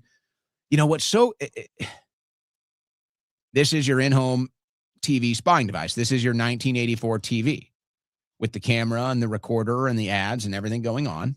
There's your little camera. There's your little recording device right there in your living room. And, okay, whatever. It's a concept. We'll see how popular it is. But this is what's wild to me. Folks, televisions, flat screen TVs, this is some of the cheapest technology that you can buy. I mean, here, let me go on Amazon. I mean, it's been a minute since I bought a flat screen TV, but I bet you can get a 50-inch TV for like $500. Unless things have changed. I don't know. Let's see. Oh, I'm sorry. Yeah. Cheaper than that. I can get a 50-inch 4K TV right now for $150. That might not be the best quality, but here's a nice one. Here's a Samsung. Here's a Samsung 50-inch QLED Q7F. It's a great TV. $380. This is how broke Americans are. Right here. This is how broke Americans are.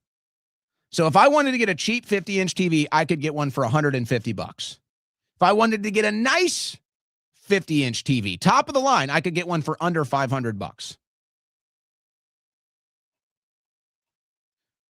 But Americans are so broke now that they can't even afford a television, so they have to go get a free TV, and all they have to do is give away their in-home privacy to do it. The absolute state of the U.S. economy. Do you guys remember? There was actually an excellent documentary on it. I think it was on Netflix. The Ashley Madison hack. That's a wild one. Well, it's something similar might be emerging. Hackers access Pornhub's premium users' viewing habits and search history. Huh. Oh, my God. Shiny hunters. That sounds like a Pokemon reference. Got to catch them all. Shiny hunters reportedly behind the hack affecting data of 200 million users thought to be from before 2021. Now, I don't know when they made it illegal in Texas, and I guess that's not fair to say it's illegal, but you have to have there's something, you can't just go to a porn site in Texas anymore. You have to have some digital ID pass to get access. So traffic is obviously down here.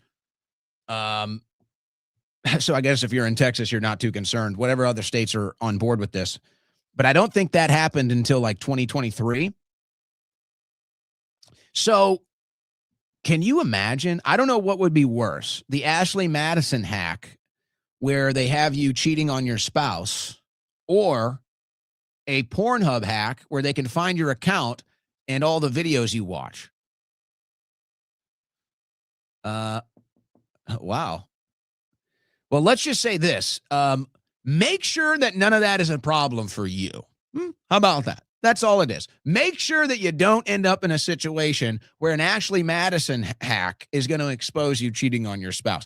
Make sure you don't end up in a situation where your porn history is going to expose you in a hack. This is going to be blackmail central. This is wild. Look out. Hackers have access to the search history and viewing habits of premium users of Pornhub. I'm guessing that's like the premium is it's like a subscription base is what I'm guessing what they mean there. So like you have a profile that they can look at all your stuff. Of course, you could already do this, but now somebody else has that. A gang has reportedly accessed more than 200 million data records, including premium members' email addresses, search and viewing activities, and locations. The website has more than 100 million daily visits globally. My goodness. Wait a second. What is this? The website added that the Canadian-owned website had received an extortion demand from shiny hunters about the hack. The Reuters news agency on Wednesday also claimed to have spoken to a Shiny Hunters member in an online chat who was demanding a payment in Bitcoin to prevent the publication of the data and delete it. Well, why would Pornhub give a damn? If I was Pornhub, I'd say, hey, look, buddy, I'm in one of the sleaziest, most detestable industries in the world. You think you're going to extort me over someone else's data? You think I give a damn? This is degeneracy. This is sleazebaggery. Go ahead. That's crazy. Trying to extort the sleaziest industry to try to protect their users' private data. I don't really know how that goes. So I guess they're going back and forth deciding what to do here. They're aware of it. And they're monitoring it. So we'll see. And I'm just in here like, if I was them, I'd be like, dude, do you know what we do for a living? You think we give a damn? Go ahead, release it. We don't care. Now, I don't know. There might be some, when you sign up for one of these things, there might be some agreement where they protect your privacy so that they could get into a legal issue there. Who does own that?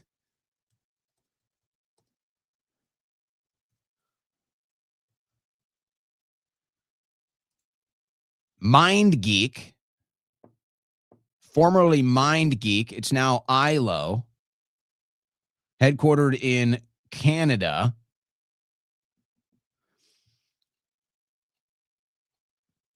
Who was the guy? I thought it was the guy who went on with Patrick Bet David.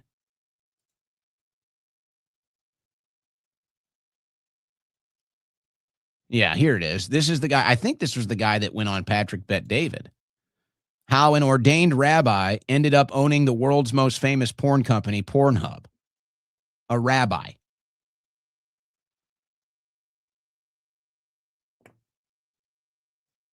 Solomon Friedman.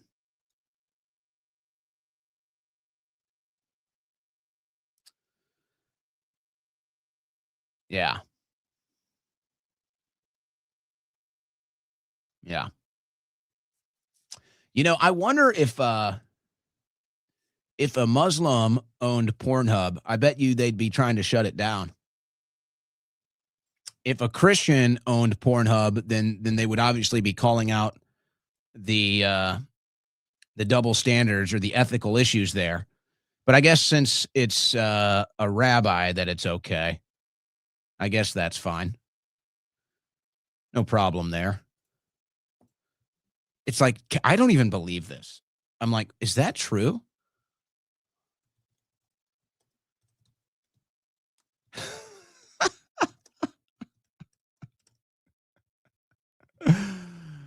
Oh my gosh. This is a story from the Forward. A rabbi is overseeing Pornhub. That's actually not so weird.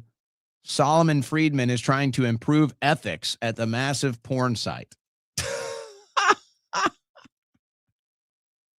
Can you imagine? What if Andrew Tate owned Pornhub? Oh, I'd love to see that. What if Tucker Carlson owned Pornhub? That would be funny. They'd be demanding it get shut down. They'd be attacking him. He's unethical. He's a sleazebag, everything else. That's funny. That's funny. All right. Now, I'm about to close out this hour. And, you know, I don't know really how to present this, but there is this anti-Semitic. I don't even know. It's not fair to call it anti-Semitic. Are there anti-Semites? Yes. Are there Jew haters? Yes. But this is really just about Israel and Zionists. This is really about Israel and the far right and Netanyahu. Because, by the way, a lot of Jews express the exact same beliefs that a lot of conservatives are expressing as far as the actions of Israel. And I got a ton of these examples. But you have to understand, this is like a cultural thing now. This is like a cultural thing now to make fun of Israel and to make fun of Jews. And Jews are in on it, by the way. Here's Aiden Ross. And I don't know everywhere where he's at. He might have an exclusive deal with Kick, but he's got a big following. So here's Aiden Ross. He's with one of the top wide receivers in the NFL. Actually, well, let me actually get back to that. Let's actually go to this one first. Maybe we'll come back to that. That's basically a receiver in the NFL maybe questioning the legitimacy of these games, which I keep bringing up. This is Aiden Ross, who's Jewish himself, but he doesn't. I don't think he's very proud of Israel. I don't think he likes Netanyahu from what I've seen. But anyway, so he's got Puka Nacua here, top receiver in the NFL, and he's teaching him a new touchdown dance. Just watch this video. Go the ball, spin it, flex, and look and go like this. All right. Yes. Yes. It's like a bow. Yes, just like this. All right, so do it all one. Yo. Spin it. Flex. Dude! Yes! In the camera. Does that? We got you do it? Yeah. Bro. That's easy. All right, so let's do it together. Ready? Spin. Flex. Oh my God. You promised. Dude, locked it. I promise. I got you, man. Oh. So this is Aiden Ross, who is a Jewish American content creator, very, very popular. And he's doing the Jewish meme. I think they call it merchant hands. I think it's what they call it, the Jewish meme, the merchant hands. And so here he is doing it. That's pretty good though. Aiden, you got you're come on now. And then Puka Nacua, who I think is Hawaiian or Polynesian. And he's going to score a touchdown. He probably has like 10 touchdowns this year. He scores all the time. And here he is. And he says, who knows if Nacua even knows what's going on? He's like 24 or so. But this is like a cultural thing in the youth now, folks. It's not a Jew hatred thing. Does that exist? Is anti-Semitism on the rise? Yes, I'm not denying that. But this is just like a cultural thing. And even a Jewish person like Aiden Ross is not sitting here freaking out because he thinks it's funny. He thinks it's comical. He's part of the joke. It's a fun time. They're laughing. I don't think people understand just how much damage Israel has done to their cause. And the more they scream and cry victim, the worse it gets and the bigger a joke they become and the less and less sensitive to the issue people are. And the more and more you're going to see stuff like this. So it's like the more you kill people in 7 different countries, the more you buy off American politicians and brag about it, the more you influence U.S. foreign policy to a disastrous level and then complain and cry and wail that you're the victim all the time, the worse this is going to get. This is so ingrained in the culture of the youth now, it's just part of it. It's like talking about the NBA. It's like talking about the WWF. It's so ingrained in the topic and in the culture now that it's just, oh yeah, oh yeah, Jews control everything. It's just, that's just part of the youth culture now. And Jews, young Jews, don't even disagree. And you got Cameron Koski, I believe is the kid's name. I apologize to the young man if I got his name wrong. I think it's Cameron Koski.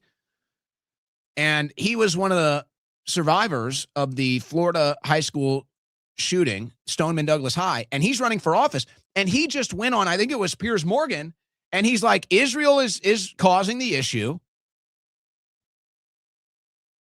And just because you disagree on a foreign policy doesn't make you an anti-Semite. I forget the exact quote. It might have been CNN. But you can go find it. He published it on his X account.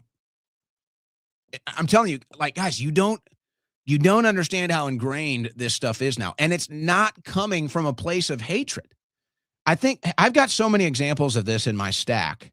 Here's another one. Now, this is a guy, Luke Hillman. I don't know who this guy is. This is my first time seeing him, but he's a Jewish content creator. And I guess he does man on the street stuff. So he's out there. These guys both look like young guys, probably in their 20s. And watch this young white guy here. Again, does this sound like it's coming from a place of hate? Does this sound like it's coming from a place of, I hate a certain group? Or does this sound like it's so ingrained in the culture, it's so commonplace, it's so passive, it just is what it is? Watch what happens. Because of Jews and because... Get the fuck out of here, dog. There's no way you believe that. Okay, for context, I was doing man on the street interviews at FAU, okay, talking to people about walkability, sustainability, and all this kind of stuff. Look at this blatant racism. Not one minimum wage job that can support a 2-bedroom apartment in America. What are your thoughts on that? Because of Jews and because... Get the fuck out of here, dog. There's no way you believe that. Yeah, bro. There's no way, bro. You think I'm the problem. Oh, you too. Oh, is that why you keep cutting? Is that why you keep cutting the video? No, but I'm just saying, like, bro, you think I'm the problem? Are you No, for real, bro. Me to you. You think I'm the problem? Are you an ethnic Jew? Yes. Okay, do you practice Judaism? Yes. Okay, so you don't practice Judaism. Yes, I do. I'm Jewish. Do you practice it? Dude, I have my bar mitzvah. But are you consciously practicing Judaism? Do you read the Talmud? Do you do the Dude, brother? What? I'm just letting all of you guys know that Talmud this, Talmud that. I have been Jewish my entire life. Never once have I even known what the Talmud. No, just listen. Hold on. Listen. He just said I've he's Jewish. been Jewish my entire life. Get this off camera. I don't want this on camera. Okay. This right here. All right, yeah, he doesn't want it to be on camera. Let me try to make sense of all of this. All right? Let me bring sanity back to the conversation here. Okay? Now, again, you see how passive this young white guy is because it's just so ingrained in the culture. Now, does he look like he has any hate towards this guy? He says, oh, I'm a Jew. He doesn't care. He doesn't hate you. You have to understand what's happened to white people, young white people in America, and why it's gotten to this point. You can't guilt trip white people anymore. You can't point the finger and finger wag at white people anymore and tell them they're guilty just for existing. You can't do it anymore. The younger generations have moved beyond that. It doesn't affect them anymore. They do not care. And good for them. And rightfully so. So they're not going to be bullied here anymore. So young white Americans have come up through the indoctrination system. They've seen it in all the pop culture. They've seen it in all of the media that whites are bad. Whites are to blame for everything. They see all the books written about how bad white people are, which are done by liberal Jews. And so they just see this. So whites have been attacked in their own country for so long that now it's kind of like black people using the N-word. It's like, it doesn't affect us anymore, bro. You can't call me this name. It doesn't, I don't care. Now that's, sometimes I guess they do. But that aside, this is just where they're at. You can't guilt trip these white kids anymore. You can't sit here and say, oh my gosh, I'm the poor victim. These kids do not care, bro. They don't. And you're not going to guilt trip them. And you're not going to sit there and get them to take the knee because you're the bigger victim than them. They do not care. But see, then there's the other side of this. So this is where the misunderstanding comes into play. So now this guy who's Jewish, he's like, oh my gosh, the anti-Semitism, the racism, the bigotry. That's not what it is. That's not what it is. This is a cultural phenomenon of white people, specifically young white men, that are done being henpecked, done being browbeat, done being finger wagged at, done being told they're the reason why everything's bad. And so now this Jewish person is like, oh, but you're doing that to me now. And he's like, no, hold on. And then he cuts off the camera. Now, just step away for a second.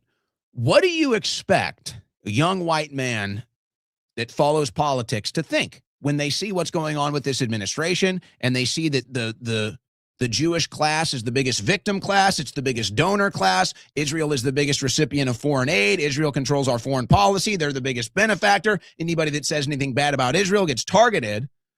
Well, what do you think? What are they supposed to conclude from all of that?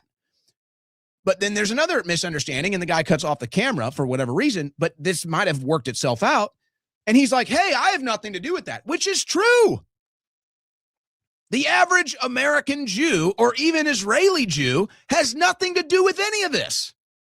Just like a Catholic, just like a white Catholic from Pennsylvania has nothing to do with Joe Biden selling us out to the Chinese.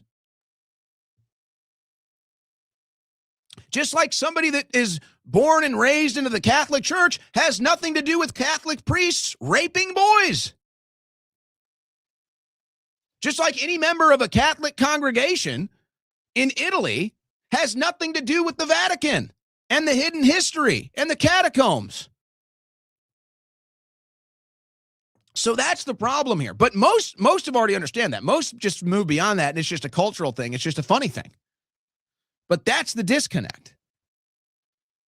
Young white men are done. They don't care. You can't guilt trip them anymore. You can't browbeat them anymore. You can't finger wag them anymore. They do not care. They're done. And so when you try to like out victim them or play the victim game, it doesn't work. It doesn't affect them. They're over it. And they see where the real power structure is. But this is where I think it gets lost a little bit. This is where I think the conversation can maybe get to the next level. And maybe we can do that here with some of the guests that I have coming up, which is the average Jewish person has nothing to do with Netanyahu's policies. Most Jewish Americans aren't serving in the IDF. Most Jewish Americans aren't going to Israel to go kill people in Palestine. But now a lot of people in Israel don't even like what the IDF or Netanyahu is doing. So you see, there's this big disconnect. There's this big, like, collectivist interpretation of these groups of people, and it's just not accurate. But yes, what do you think is going to happen? What do you think is going to happen when white America is browbeat and told they're the worst people ever, to eventually to the point where now they just don't care anymore? And then as they're told that it's their fault for running everything, and then they look at the White House and who's really running everything? Well, it ain't white men. Well, what about Donald Trump? Well, I don't know. Mark Levin says he's Jewish now, and Trump says it's true. So you tell me. But folks, look. I'm just telling you from the human intelligence level that this is so ingrained in the culture of the youth now that it's only going one direction. And this is why I play the videos of Jewish people that are saying, hey, Israel is to blame for this. It's the actions of Israel that are causing the anti-Semitism. Because not only is it the evil actions of Netanyahu and the evil policies of Netanyahu, that would be one thing. But it's the fact that they drag every single Jewish person into it, and they say, if you don't support what Israel is doing, you're an anti-Semite. That's what Israel is doing. And that's why all of these Jewish people are coming out and saying, you, Netanyahu, your actions and your policies, you're what's causing anti-Semitism. And that is 100% correct. You would not have this rise of anti-Semitism, and you would not have this rise of Jew hate if you didn't have members of U.S. Congress waving Israeli flags, if you didn't have Netanyahu propagandizing America seemingly every week, and if you didn't have the videos surfacing on social media every single day of what is actually happening in the Gaza Strip. And then being told if you don't support that, that you're an anti-Semite. none of this would be happening, or at least it'd be maybe 5% of what it is. But because they're doing this intentionally, and they're using American Jews as a political body shield, then it is only getting worse. It is only getting worse. I'm not going to shuffle through the videos. I'm just going to play this, take the second-hour break, and come back. But again, this is where the youth is at, folks. This is where they're at. They're not going back. And so my fear is, what is the Israeli lobby? What is the Israeli lobby? What is the IDF? What is Mossad? What are the intelligence agencies going to do as they know that this is going on? Had a fucking epiphany after what I just learned. Y'all are gonna shit yourselves. You could not fucking convince me that Israel is not trying to take over the fucking world. This is for every fucking person in the U.S. If you're a fucking U.S. citizen, listen to this shit. I don't give a fuck if you're a Republican or if you're a fucking Democrat. Because at this point, when you hear this information, you're gonna realize it's we the people versus our fucking government. And our government of Israel, apparently, AIPAC. Right now, the U.S.'s birth rate is at an all-time fucking low. Okay, an all-time low, the lowest it has ever fucking been. And we know why, because this country fucking blows and we can't afford to have kids here. Duh. That goes for a lot of other countries, right? There's one country that is thriving when it comes to their birth rates. Take a wild fucking guess. Israel. 3 children for every woman of childbearing age. They have the child, the mother gets a fucking paycheck. And every year until the baby's fucking 18 years old, a monthly check gets deposited into the mother's account. It doesn't stop there, y'all. Every fucking year until the kid is 18 years old, the government puts a check into some other account for that kid. So when they're 18, they can use that towards investments. Now, this is where it gets fucked. Their healthcare, their education is heavily subsidized. You know why? Because of our fucking tax dollars. Okay? The hundreds and hundreds of dollars that Republicans seem to think are going towards food stamps and fucking aid for our own people. No. It's going for aid for Israel, not only for weapons to obliterate the Palestinians, so that they can put these heavy ass fucking paychecks into the mother's accounts, encouraging them to have more babies, and then also putting it into the babies' accounts so that they can be investors in the future. Mind you, all of our large corporations, a lot of them are fucking invested by, are fucking owned by Jewish Americans. I was sitting here thinking that maybe the U.S. is so fucking complicit in what's happening right now over there. My bad, y'all. I just realized my fucking windshield wipers were on. Hopefully y'all could hear what I said. I was thinking this whole time that the U.S. was so complicit in this because they want to have more territory in the Middle East, whatever, blah, blah, blah. But now that I'm fucking looking at it, we really are the United States of Israel. So to fucking summarize, we're working our fucking asses off here in America. We can't afford to have kids, so therefore we have the lowest fucking birth rate that we've ever had. Struggling to make fucking ends meet here in this country. We have starving children here.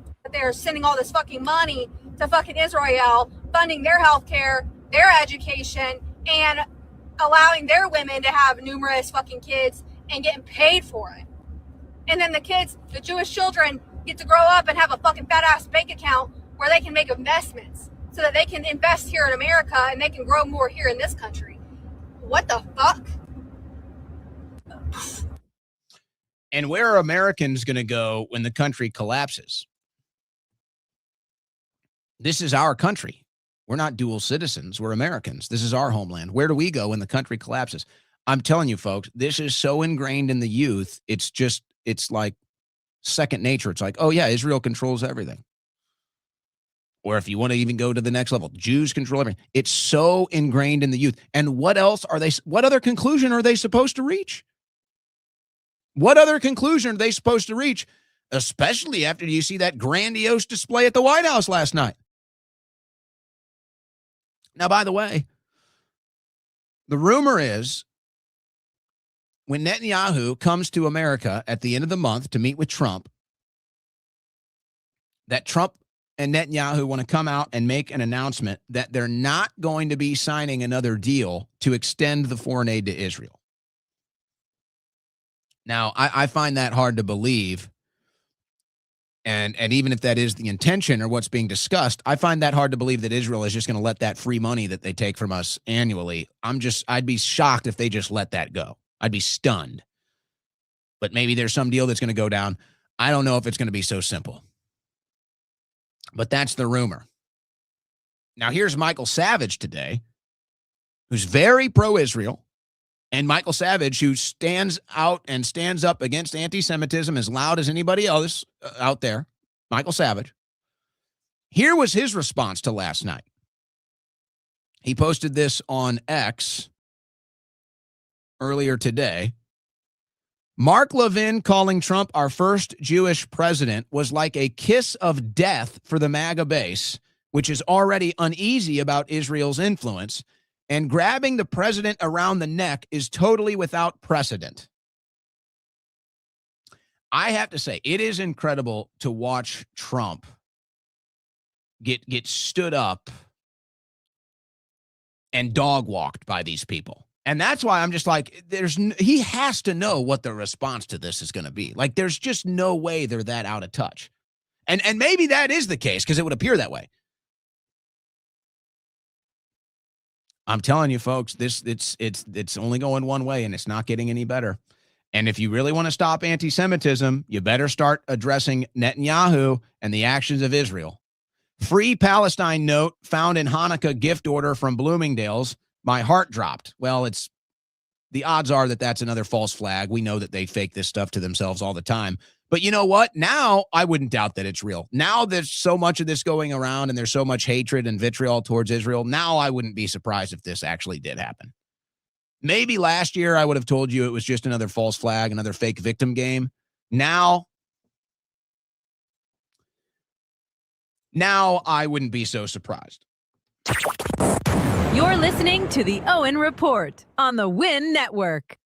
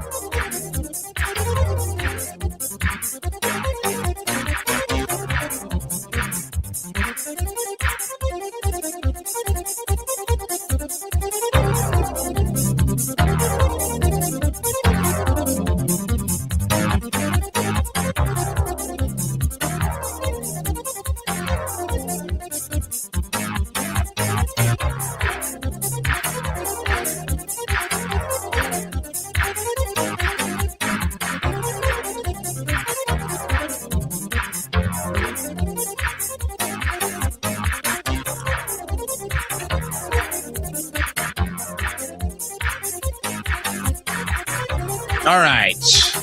Third hour now. Not the final hour. We're going 4 hours today. Halfway through the show. I had to change shirts. I was getting so hot. Actually,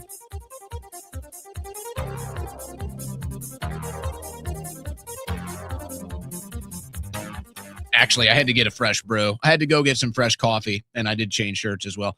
I had to go get some fresh coffee from my friends at blackoutcoffee.com/Owen. Where are we still good on the buy one, get one free? We are. Here we go. Take advantage, folks. Blackoutcoffee.com/Owen. Buy one, get one free on the premium instant coffee, the official coffee of the Owen Report, Blackout Coffee. But the premium coffee, it's a game changer. Do you like coffee? Would you like coffee instantly? Would you like premium coffee instantly? Of course you would. So you need to go to blackoutcoffee.com/Owen and take advantage of the buy one, get one free premium instant coffee right now. I just placed my order, so I'm going to be stocked up. I'm going to have a whole cabinet full of the premium instant coffee from blackoutcoffee.com. Blackoutcoffee.com/Owen, the official coffee of the Owen Report. No, what happened was it's been cold in Austin, Texas lately. It's been getting into the 50s and even 40s at night. And then all of a sudden we just had a heat surge this afternoon. And so what happens is when it gets cold, I just turn my my AC unit off and I just let the natural temperature take over. So it was like 52 degrees in my house all day. And then I guess it got hot outside. Now it's up over 65. It's unacceptable for me. I like my house to be ice cold, but I like it to be hot outside. So we had to change shirts. We couldn't do the red Christmas sweater. We had to make a change. We had to make a move. All right, I still got a ton of news here. I do want to take calls. I kind of want to do both, but you know, I said this would happen a couple weeks ago, and then we saw it happen yesterday on the show with the debate, and now here's George Santos. It was jihadist Islamists that took down the Twin Towers on September 11th. What did I tell you guys? Never doubt me, folks. I told you that this is where it's all going to end up in this debate. This whole debate, this whole job to get you to hate Muslims, to get you to hate the Islamic world, so that on behalf of these Jewish Zionist supremacists, the United States military and the United States people will be deceived into hating every Muslim so that we go bomb their countries and kill more of them so that Israel can have its way in the Middle East. Now that there's a serious debate about this and the U.S. economy isn't doing so good and people want nothing to do with it and the foreign policy has been such a disaster and we see how Netanyahu has been a major influencer of it, it's all going to eventually go back to this because they have nothing else to stand on now.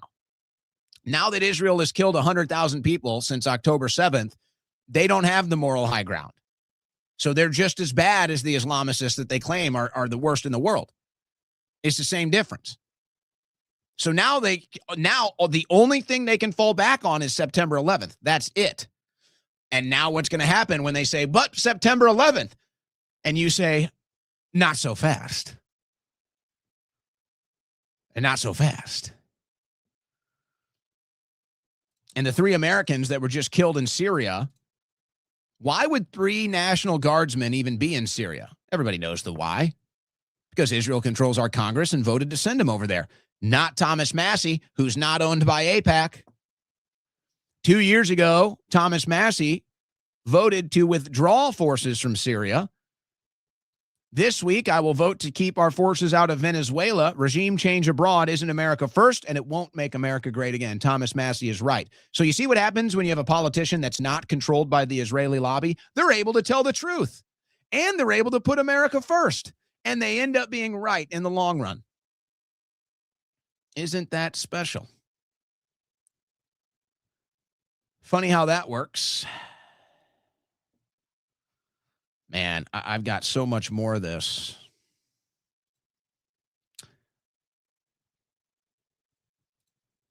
I'm just going through the stack, but let's do this. Let me break it up. We got hot and heavy. We get hot and heavy here for the first 2 hours. Let's break it up. Let's take some calls. We're doing a 4-hour show today, normally 3 hours. We're doing 4 hours today. We do have a guest coming up. It could end up being a debate, a conversation. We'll see. But I told you I have a policy. And the guest that's coming up, my understanding, I don't know too much about him, but based off of my interpretation of his X account, he is a Messianic Jew, and I think he disagrees with a lot of my takes on Israel. And so as my policy remains, if I have somebody on X that's coming after me and attacking me, I offer them the platform to have the debate. Because I don't like doing this thing on X. I don't like playing this game on X where it's like, oh, I'm going to sit here and do 10 replies and I'm going to write an essay on X. Like, I'm not doing that. So it's like, I'll have an engagement with you and maybe reply once or twice. And it's like, if you're going to push me beyond that, then I'm just going to invite you onto the show to talk. Like, I'm not going to sit here and do this thing on X. I don't do that crap. So if you want to debate and you want to disagree, I like that, but you're going to do it. You're going to talk to me. I'm not doing this X thing. So the gentleman's name, Donnie Discerned, he was pushing back on X. We had a couple replies. I said, well, just come on the show. So he's coming on at 4, and we'll see what he has to say. But I want to take calls. I want to kind of break up the hot and heavy today because a lot of it is, again, it's like, how much more convincing do you even need at this point? It's like, if you don't see what's going on, I don't really know if there's anything I can do for you. Let me do this before I open the phone lines, though. I've played a couple of these clips about what seems to be NFL players starting to question the league's ethics. Is this another instance with Puka Nacua with Aiden Ross here? I think the refs be bullshitting sometimes. Oh, 100%. I'm like, they had yes, the refs are the worst because they're just, some of the rules aren't that, like, these guys are lawyers and like, bro, they want to be on TV too, bro. Like, the game is, you don't think he's texting his friends in the group chat like, yo, you guys just saw me Sunday Night Football? Like, that was no way. Like, that wasn't PI. Like, but I called it. I was like, Seriously, they do that? I mean, these guys are normal human beings too, bro. Like, these guys I mean, they just, do a better job than them. Dude, am I even joking? They're Yes. fucked, bro. They do. kill the game. They're cheaters, bro. I don't care. All right. Let's take some bets. And Puka Nacua is double timing right now on the Drudge Report. It's probably all over the news. Here, let me do a SEO on Puka Nacua. I like you, Puka. Pretty good receiver, too, huh? 24 years old. Oh, yeah. Oh, yeah. ESPN. Puka Nacua says the refs are the worst and they make bad calls to get on TV. Oh, my gosh. How much is Puka? Okay. Odds are Puka Nacua is going to get fined for this. I'd say it's a pretty safe bet they're going to fine him for this. It's only a matter of how much. What do you think they're going to fine him? $50K? You think they're going to fine him $50K? Now, I don't know the exact bylaws of this. I know that you cannot say anything about the refs. It's like you can barely even talk about the calls. It's like you might be able to talk about a call and how it affected a game, but you can't be critical of the refs at all when you're in an NFL facility or during a press conference after the game, NFL uniform, whatever. It's totally forbidden. And they wrote that into the bylaws about a decade or so ago. Now, I don't know if the same thing applies when you're on your own free time. Was he wearing he might have been wearing a Ram shirt at the time. See if I can pull that image up. I already closed it. So they're going to accuse him of being an anti-Semite. They're going to accuse him of being an anti-Semite. So he might have to pay for that. And then he's going to have to pay for saying something negative about the refs. I'd say he's probably looking at like $50K. I'd be stunned. This is so. Puka Nacua's Aiden Ross appearance results in anti-Semitic touchdown dance promise. Aiden Ross is Jewish. Honestly, the news is so crazy. Like it's like I can't even believe my own. It's like I don't even believe my own eyes anymore. It's like, what are you talking about? He's hanging out with his Jewish friend and they're laughing about it. And it was Aiden Ross's idea.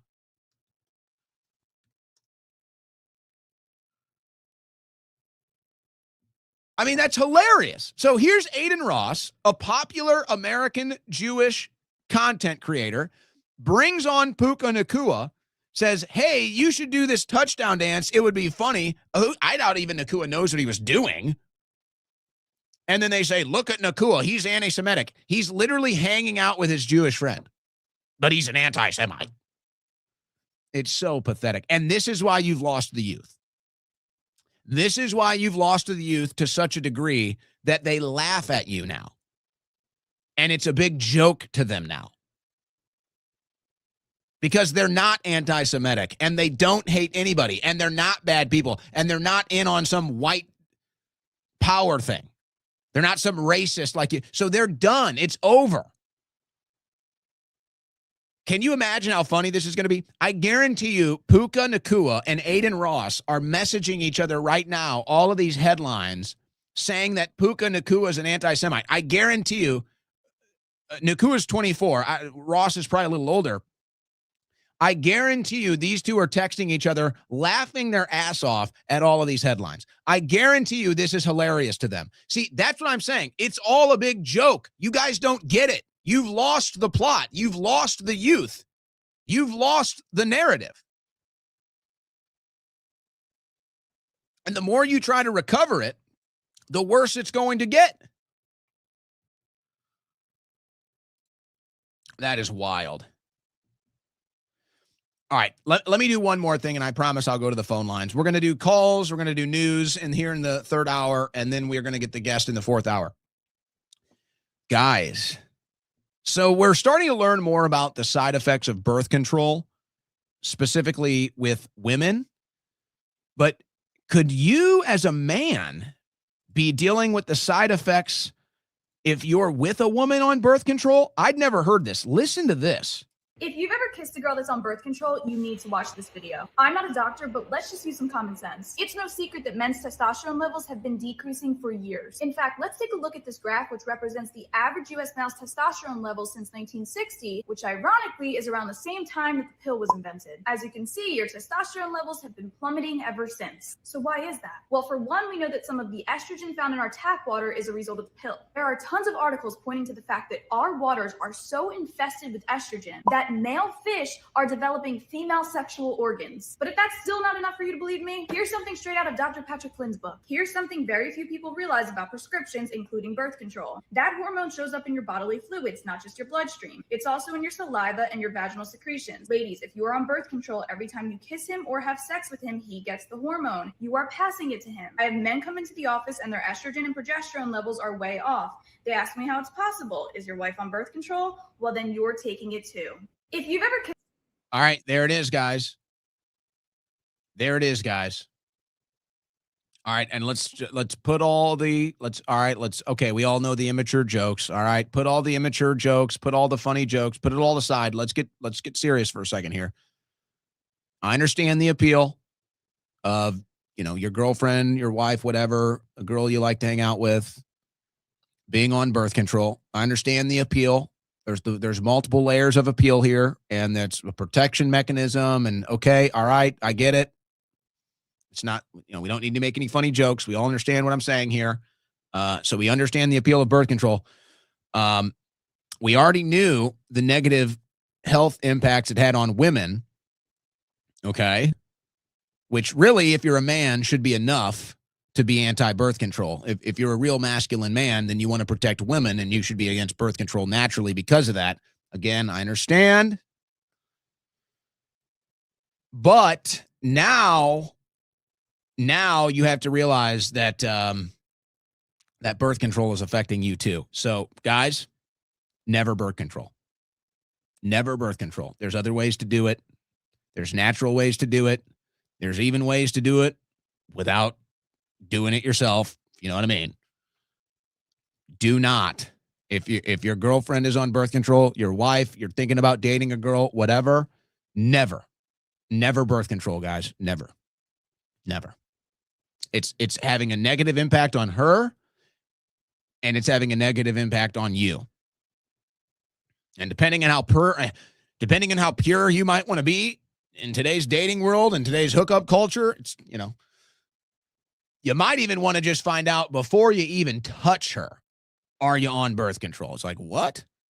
Yeah, well, if you are, you might cause me to lose my testosterone level. So sorry, can't make out. Sorry, can't do that. So more reasons to avoid birth control, as if it wasn't enough already. And more reasons, I'm telling you, we keep learning about the declining testosterone rates, guys. Get on the program. Join me. CHOQ.com. Get those testosterone levels up. Male Vitality Stack Ultra. I'm telling you, you'll feel it after a month. No doubt. CHOQ.com. Male Vitality Stack Ultra, guys. Fix your testosterone. All right. I've been teasing the phone line. We'll do news. We'll do phone calls. Let's open it up.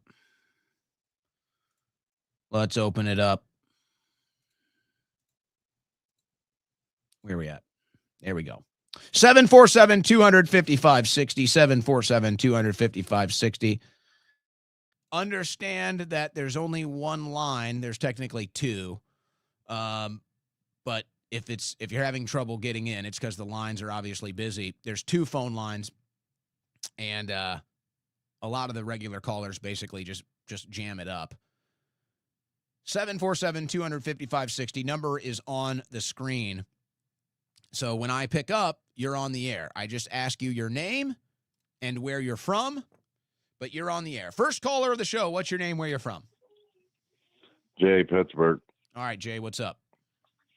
Oh, nothing. Yeah, the whole Puka Nakua thing, I'd be surprised if he does not get fined. I was listening to Pat McAfee a couple days ago, and they had a big thing about when the NFL refs were replaced and on strike by the college refs, and then they came back. They had a big quote in their clause of where they could not be critiqued or interviewed by any player, either whether it was team-related or not. So I'm sure he's going to get fined.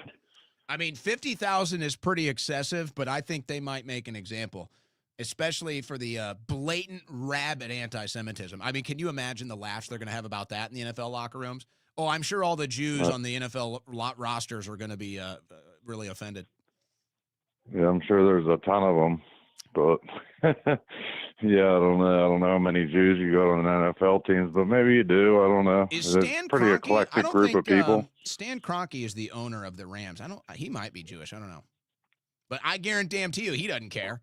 Stan Kroenke, he'll call Puka Nakua and he'll be like, "Yeah, I don't really care what you say about anybody. Just keep catching touchdowns, all right? Just keep catching those touchdowns. We'll be good." Yeah, the other thing about the refs too is it's funny because when you go on for the Super Bowl, they spread out the betting scene, and you can look up the refs and see who's calls the most penalty. And I think it was Was it when the Bengals played the Rams? Was that a couple of years ago? In the Super Bowl? I can't remember. Yeah, was that Bengals Rams? Yeah, the Rams beat the Bengals. Yeah. Okay. Yeah, I think that was the one where I bet on the woman. Woman ref, she called the most penalties out of anybody on the in the league. So it was pretty cut and dry. The over under on that, I think it was around 8 or 9. It was like, yeah, I'm taking the over on that one. That is a smart, well researched, informed bet. Good for you. Yeah. Yeah. So, but yeah, I just thought I'd chip in on that, man. That's betting with your brain and not your heart. We talk about those lessons, don't we? We talk about those lessons. Don't bet with your heart. Bet with your brain. If you're going to do it, we don't encourage it. But if you're going to do it. Next caller. What's your name? Where you're from? Yeah, this is Kentucky Jay. What's up? Yeah, buddy. I just, just once again, congratulations on the new show, and I just wanted to tip my hat to Mr. Bongino from walking away from what we're all seeing. That's really it. It kind of gives me faith in a man himself. I think it takes a lot of balls to walk away at this point. They don't just let everybody walk away. So I don't necessarily think we need him on a new show. I think that ship has sailed. But, I think we all stood by him when he went through cancer, and I wish him nothing well. I think he should just go chill out on the beach. But I think what you're doing is great, Owen. And, me and Amanda sit here and listen to you every night. We think you're great, buddy. Hey, appreciate that. That means a lot. Thank you for that. But it's not a new show anymore. So, all right, we're in month 3 now. So we're kind of an established show, all right? But I appreciate the kind words. It's very nice. Bongino is planning to go back to his podcast. I was told he's going to do it next month. I don't know. It'll beginning, end of the month. My guess is probably closer to the end. But my sources were obviously right that were telling me all the stuff about Bongino this whole time. They were obviously right. So they're telling me he's going on air in January. I would imagine that first show is going to be a big audience. I would imagine it's going to be a big audience. And what the caller said is true. It's like he's the first one. He's the first one out. And we're not talking about some of the, some of the movement and some of the transfers and stuff that's happened. I mean, he's the first one out. He's the first guy out. I'm sure there was a lot of pressure. And now I think the floodgates could open. And like I said 2 weeks ago, or 3, or whenever it was, if Bongino goes, folks, that's a red flag that things aren't good. If Bongino feels that he's more effective as a podcast host to save the country than the FBI deputy director, I mean, folks, what else do you need to hear? What else do you need to know? Next caller, what's your name? Where you from? This is Andy. I'm from Missouri. All right, Andy, go ahead. I was calling in, especially now that you said that you're going to take guests, because I need to talk to the person first. But I actually am very well acquainted with a retired captain in the U.S. Coast Guard that was operational commander, and he also, excuse me, he also has a PhD in international terrorism and piracy. So I thought that might be somebody you might be interested in talking to about that Venezuela situation. All right. What's his name? I want to talk to him first because he's out of the country right now. All right. Well, we'll follow up on that. We'll monitor the situation in Venezuela. Thanks for the call. Next caller, what's your name? Where you're from? It's water snob Sam from Montana. What's up, Sam? Well, just I had a hunch about this. There was some guy who worked as a spook in Venezuela, and he was talking about how all the voting machines, are crooked, and they've been stealing elections from all over the world. And I think that is a big part of this. So let's provide a little context. There is a theory. I have to tell you, I don't buy into this theory. I mean, I can't say for sure it's not true. But the theory is that somehow these voting machines are run through Venezuela, and that the rig job happens through Venezuela. Now, I personally find that hard to believe. I personally find that extremely sloppy. But I suppose it's not beyond the pale. Here's my thing. If you're going to try to convince me, and I don't know if that's what you're trying to do, I'm just saying, if somebody's going to try to convince me that, hey, we have to go into Venezuela to deal with these stolen elections, I'm just sitting here like, I'm sorry, but that doesn't make any sense. The election was stolen in the United States of America. The people that were stuffing the ballots into mailboxes and into the voting counting machines multiple times, they're all in America. All the people that violated their state constitutions for the mail-in ballots and everything else, they're all in America. So I'm sorry, I'm just not buying that stolen elections has anything to do with why we're going into Venezuela. I'm acceptable. I'm open to accepting that could be the case, but to me it makes no sense at all. And the election was stolen right here in America. The machines are right here in America. The thieves are right here in America. The fake criminal administration is right here in America. So why am I going into Venezuela? It's stupid. I just don't buy it. Well, they said they have this military guys, top military brass that got in trouble in America and that are in jail, and wrote all the details of how this all went down. So there's that.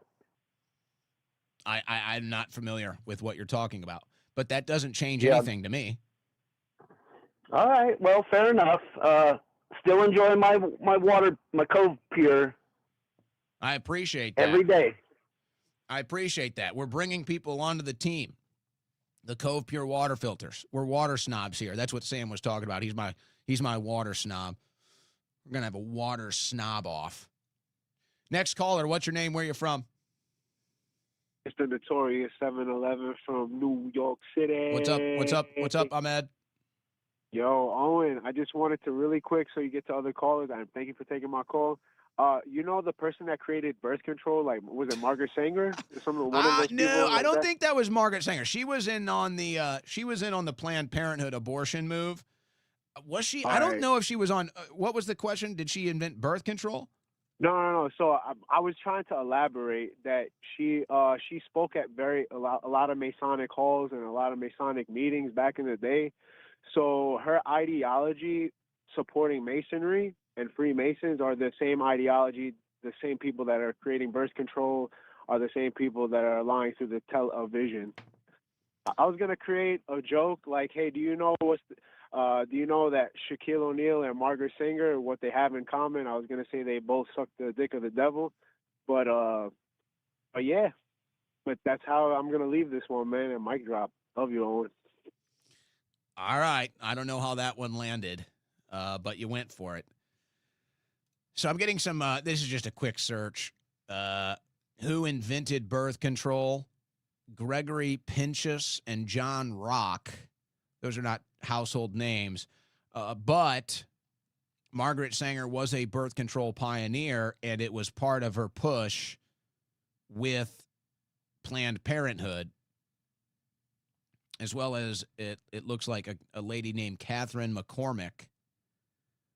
So, yeah, it was all the same eugenicists. It was all the same death cult. It was all the same people.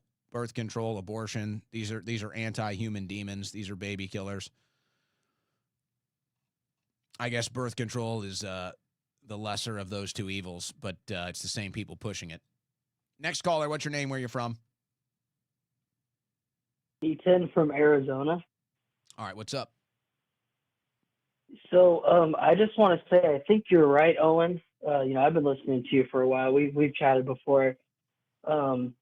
I feel like, after watching you from InfoWars and kind of shift your political perspective, I think that's smart because I think you're probably the most accurate one right now. And unfortunately, I think, we just kind of have to look past Trump at this point and look to the future because, like you said, I think last night kind of solidified what we got. And it's time to just be practical and just kind of move forward. So I appreciate that you're kind of spearheading that. It's just kind of time to rip the Band-Aid off and move forward. Yeah, and, just so people understand, too, I mean, obviously, I've got my opinions. I've got my political beliefs. I've got my worldviews. I've got my biases. But really, this show I am just doing political play-by-play. I just call it as I see it. I'm the guy behind the microphone telling you what's happening on the football field. I'm the guy in the broadcast booth telling you what's going on in the baseball game. That's what I'm doing. This is political play-by-play. That's what I do here. I add my own color commentary, but I'm doing political play-by-play. I call it as I see it. Just like the announcer, if they see the guy intercept the ball, he says he intercepted the ball. I see Trump selling us out, betraying MAGA. I say there's Trump selling us out, betraying MAGA. So it's not to pretend I don't have my own opinions and worldview and biases, but what I do here is just call balls and strikes. I just call it as I see it. This is political play-by-play. And I do think it's it's a lost art. I do see it as a lost art right now in American political commentary, quite frankly. Next caller, what's your name? Where you're from? Yes, my name is Travis. I'm from Wyoming. All right, Travis, what's up? Oh, not much. I was just going to let you know. I've been watching your show the last, I think, 2 or 3 weeks, because I try to tune out from politics from time to time. I just got to take time off and not follow it for about a month or so. But I really like your new show. One of the things I was going to ask you about is South Park. The thing, I know they got a reputation, like they make fun of all sides, they make fun of everybody, but I'm like you. I'm off the Trump train. I don't support him anymore. But the way South Park goes after Trump is just kind of creepy. I don't know. It's kind of weird. Like they're really obsessed with Trump, it seems like. And well, let me pause you. Hold on. Let me pause you right there. I am way behind on the new season. So it sounds like you're a little ahead of me. I haven't seen very much of it. I've just seen bits and pieces, but I will say, well, here's the thing. Well, South Park has been, you could argue South Park has been pushing the boundaries and disturbing for quite some time. I will say the last episode that I saw of the new season, and I do want to catch up and watch them all. It's just, it's a matter of time. But I did see the new AI Trump stuff that they did. That was the last episode I saw. I see that it's on Drudge again today. I don't know what that's about.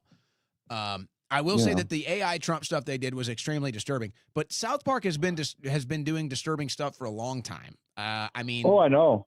So it's not like I grew up in northern Colorado. Like in Colorado, they were huge in Colorado. I was in 5th grade when that show first started. But the show used to be like 80% just random funny stuff and 20% current events and politics. Now the show is totally flipped.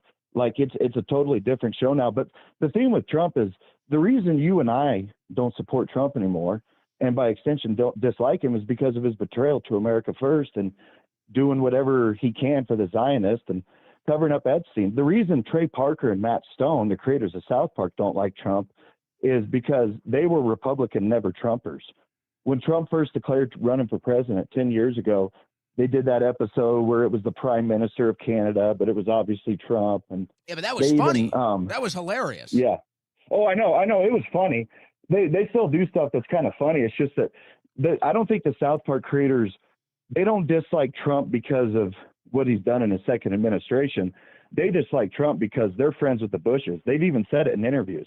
Trey Stone and Matt Parker have even said, we love Bush. He's a great guy to hang out with and stuff like that. And, and I liked the movie Team America World Police is one of my favorite movies ever. I loved it. But, they did kind of, shield the wars and stuff during the Bush administration. It just seemed like, I don't know, just in hindsight, but they claim to make fun of all sides, but I think they have Trump derangement syndrome, because there's some people that aren't even funny anymore because of Trump derangement syndrome. I'm gonna disagree that they were shilling for the Bush wars as you describe it. I understand. You're right. I understand I understand the color of what you're saying, where they were like, and it kind of gets back into the Team America movie, where it's like, well, even though it's bad, it does maybe benefit us, and maybe there's some sort of a role for this right now. So I kind of get where you're going with it. Now, as far as this idea, and I don't know how big of a South Park fan you are. You can explain or not. I've probably seen, except the new season, I know the old one's really good. I've probably seen every episode of South Park at least 5 times. If I just want to put something on the TV while I'm doing chores around the house and I don't want to look at news or politics, South Park is like 90% of the time that's what I'm putting on the TV. I don't really care what episode or anything. I've got all the DVDs. But hold on. Okay. Let me hold on. So, from my interpretation of South Park, and I'd say I've watched it as much as anybody growing up, to me, they make fun of liberals more than conservatives. If you go you look at the whole body of South Park, they make fun of liberals more than conservatives. Now, I think that was more of because, coming up in Colorado, it was a lot easier for them to interpret that side of the political spectrum because they were probably surrounded by a lot of liberals. and then they got rich and famous and popular, and again they were surrounded by a bunch of liberals, and they were like, oh my God, look at all these liberal faggots, look at all these liberal pussies. And so it was kind of easy for them to just go into that level of comedy because it was easy for them to interpret that and turn it into humor. But I would say they've made fun of the left more than they have the right. And and from my interpretation, well, my opinion, I guess I should say, the first whatever, they're on season 25 now. The first like 10 seasons or whatever of South Park were just incredible. I mean, the first seasons, they changed they basically changed television. And then they kind of went through like this weird awkward phase where it's kind of like, and I think every show goes through this, it's a matter of can you come out of it or not, where they kind of run out of content and they don't really know what to do because it's like, you don't want to turn your show into the modern take on whatever is going on in current events. Like, you don't want to turn your show into a current event show, but it's like eventually everything becomes stale. Everything is already done. So you kind of try to thread the needle and do both, and they failed. And so then they started to do like these long sequences, like longer stories, like PC Principle, or like you said, like the Prime Minister of Canada, but it's really Trump, but it's Mr. Garrison. And then they did kind of these long stories in a season. But now it seems like they've just decided, okay, we're just going to blatantly go full current events, and we're just going to make it so silly and ridiculous that we don't really care what people think. This is just what we're going to do. I actually think some of the most recent South Park episodes, since they kind of found their new style after 15 seasons, whatever, I think they've peaked again. I think the PC Principle seasons, the Mr. Garrison, Prime Minister of Canada, Trump seasons, I think they've been glorious. Even the things that they've weaved into those seasons that are kind of out of the context of the rest of it, even those have been hilarious. I think some of the funniest episodes ever. So I don't think they've lost a step. I think that they've done what is so hard to do in TV writing, which is to go through that awkward phase of, well, where do we even go from here? And it's like, the content kind of struggles a little bit, and now they've come back, and now they know where they're at. So I think South Park has peaked again, but I haven't really watched much. Did you know they used to do videos with Dennis Prager and Larry Elder before the South Park show was ever aired? I do think I saw that. Well, they're both Jewish, aren't they? No, Trey Stone, let me think here. Trey Parker is not. Matt Stone is. Okay. Because they're both from like wealthy, I won't get into details, but it's a pretty wealthy part of like the Denver metro area is the part where one of them's from, and the other one's from a place called Conifer. But they're from that Denver metro area, and I think they both went to CU in Boulder. But they actually did videos with neocons before they ever did that show. And Trey Stone and Matt Parker, they said in interviews like that they loved Bush and they thought that he was a cool president. They didn't say good president, but they thought he was cool. But they were actually doing now, one of the things I'll say is just the area that's called Littleton, where one of them's from. A lot of people in the Colorado area know that's an area where a lot of like retired, I don't know, intelligence agency people and stuff like that live in that area. So I'm not, and I don't know how organic their uprising was. I know that the show used to be a lot more funnier, I thought, like in the first few seasons, but it is weird that before, like 5 years before Comedy Central aired South Park, they were doing videos with Larry Elder and Dennis Prager. I used to like Dennis Prager. I don't anymore, obviously, but it's kind of interesting that they were doing stuff like that about 5 years before the show became a show. But well, they also were doing other things before South Park got the contract with Comedy Central. Yeah, that's fun. I could tell. We talk too much South Park here. Thank you for the call. What was the name? It was like, I'm not even kidding you. I think they did a movie. It was like Captain Orgasmo or something. It was some ridiculous movie. And then they did Basketball, which is just all-timer. If you've never seen Basketball, that's just an all-time classic. I mean, look, there's no doubt. Those guys are as talented as it gets as far as entertainment, television entertainment, theater is concerned. Those guys are as good as it gets.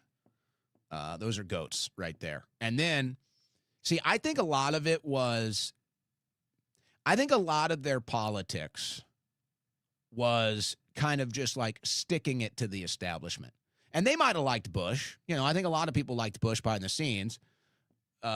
Maybe he was a bad president, or he was definitely a bad president. But I think, you know, it kind of when you look at the retrospective of the Bush administration or just George Bush himself, you almost feel like he didn't even like himself as president. You almost feel like he was forced into it and he wasn't even really enjoying it, especially in the later years.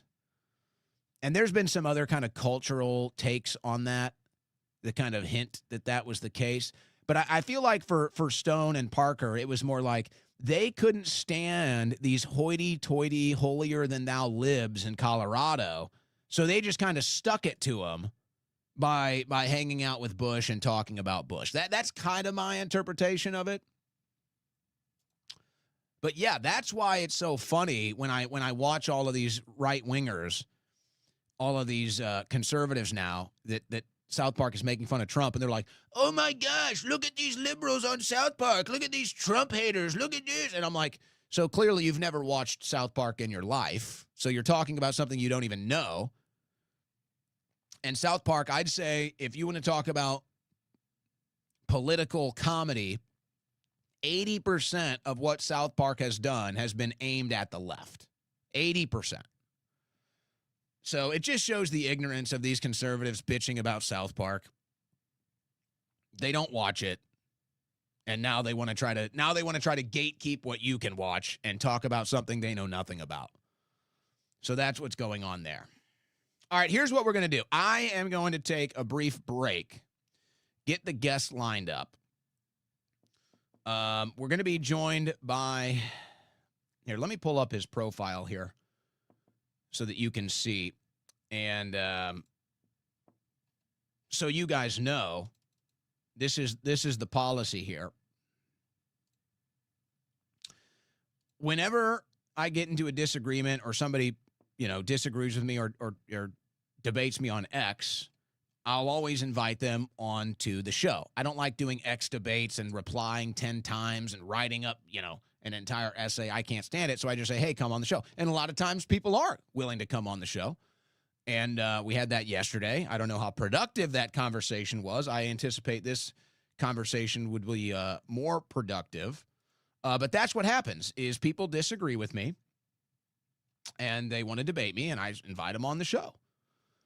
So this is the individual who's going to be joining us momentarily. I'm going to go to a Rand Paul speech here from today that I think is very important. But here's the individual, Donnie Discerned.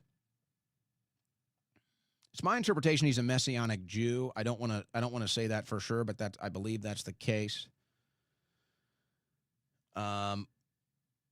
Here's one of his most recent posts, or maybe his most recent post. Yeah, this is his most recent post. Once you convince people that anything Jewish is corruption, you quietly cut Jesus loose from his own story. All right, so I think you get an idea of where this is going. And he's talking about Nazis and Jesus and everything else. So, okay, so this is going to be the guest joining me. I'd have to go back and find out exactly his point of contention with me that led to this, but he can bring that up. I'll ask him that before we introduce that topic. So I'm going to go line him up. Here's what we're going to do in the meantime. This is a very important Rand Paul speech. Very important Rand Paul speech from the floor, as it appears that Trump is going to get us into a larger war, and we might even hear that announcement tonight. So here was Rand Paul. Very important for Americans to hear this, to understand the history and where things are going, potentially even tonight in this administration. President. Senator from Kentucky. Reserving the right to object, designating Russia as a state sponsor of terrorism is a colossally bad idea, a dangerous provocation, and a roundabout way of allowing military strikes on Russian targets. If you doubt this, ask the Venezuelans. All of the kinetic strikes on Venezuelan boats are justified because they are designated as a terrorist sponsor.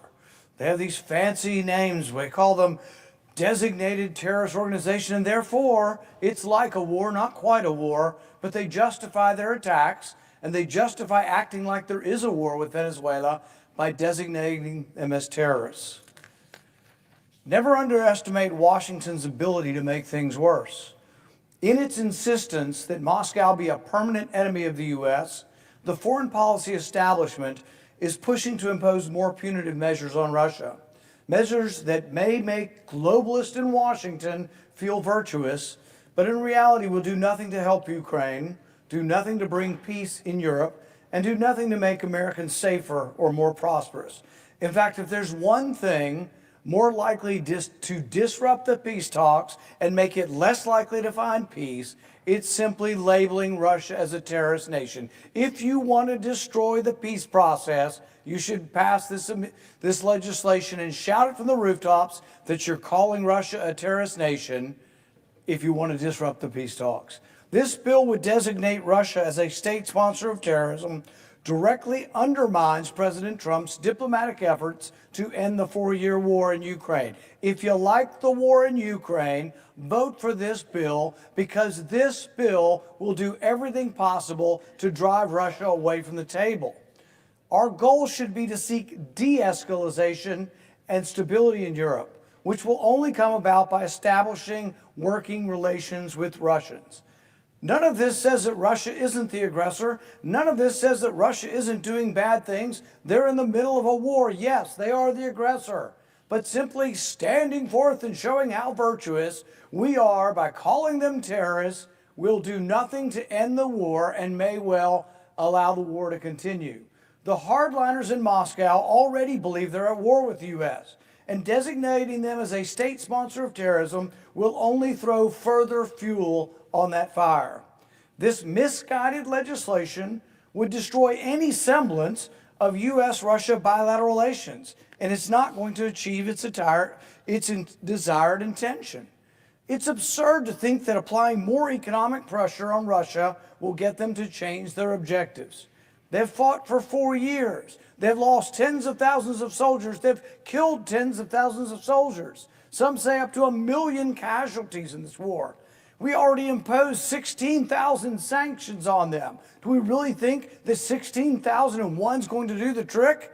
We think, oh, we're going to call them a terrorist. What a terrible thing. They are going to lay down their arms and give back the land they have taken.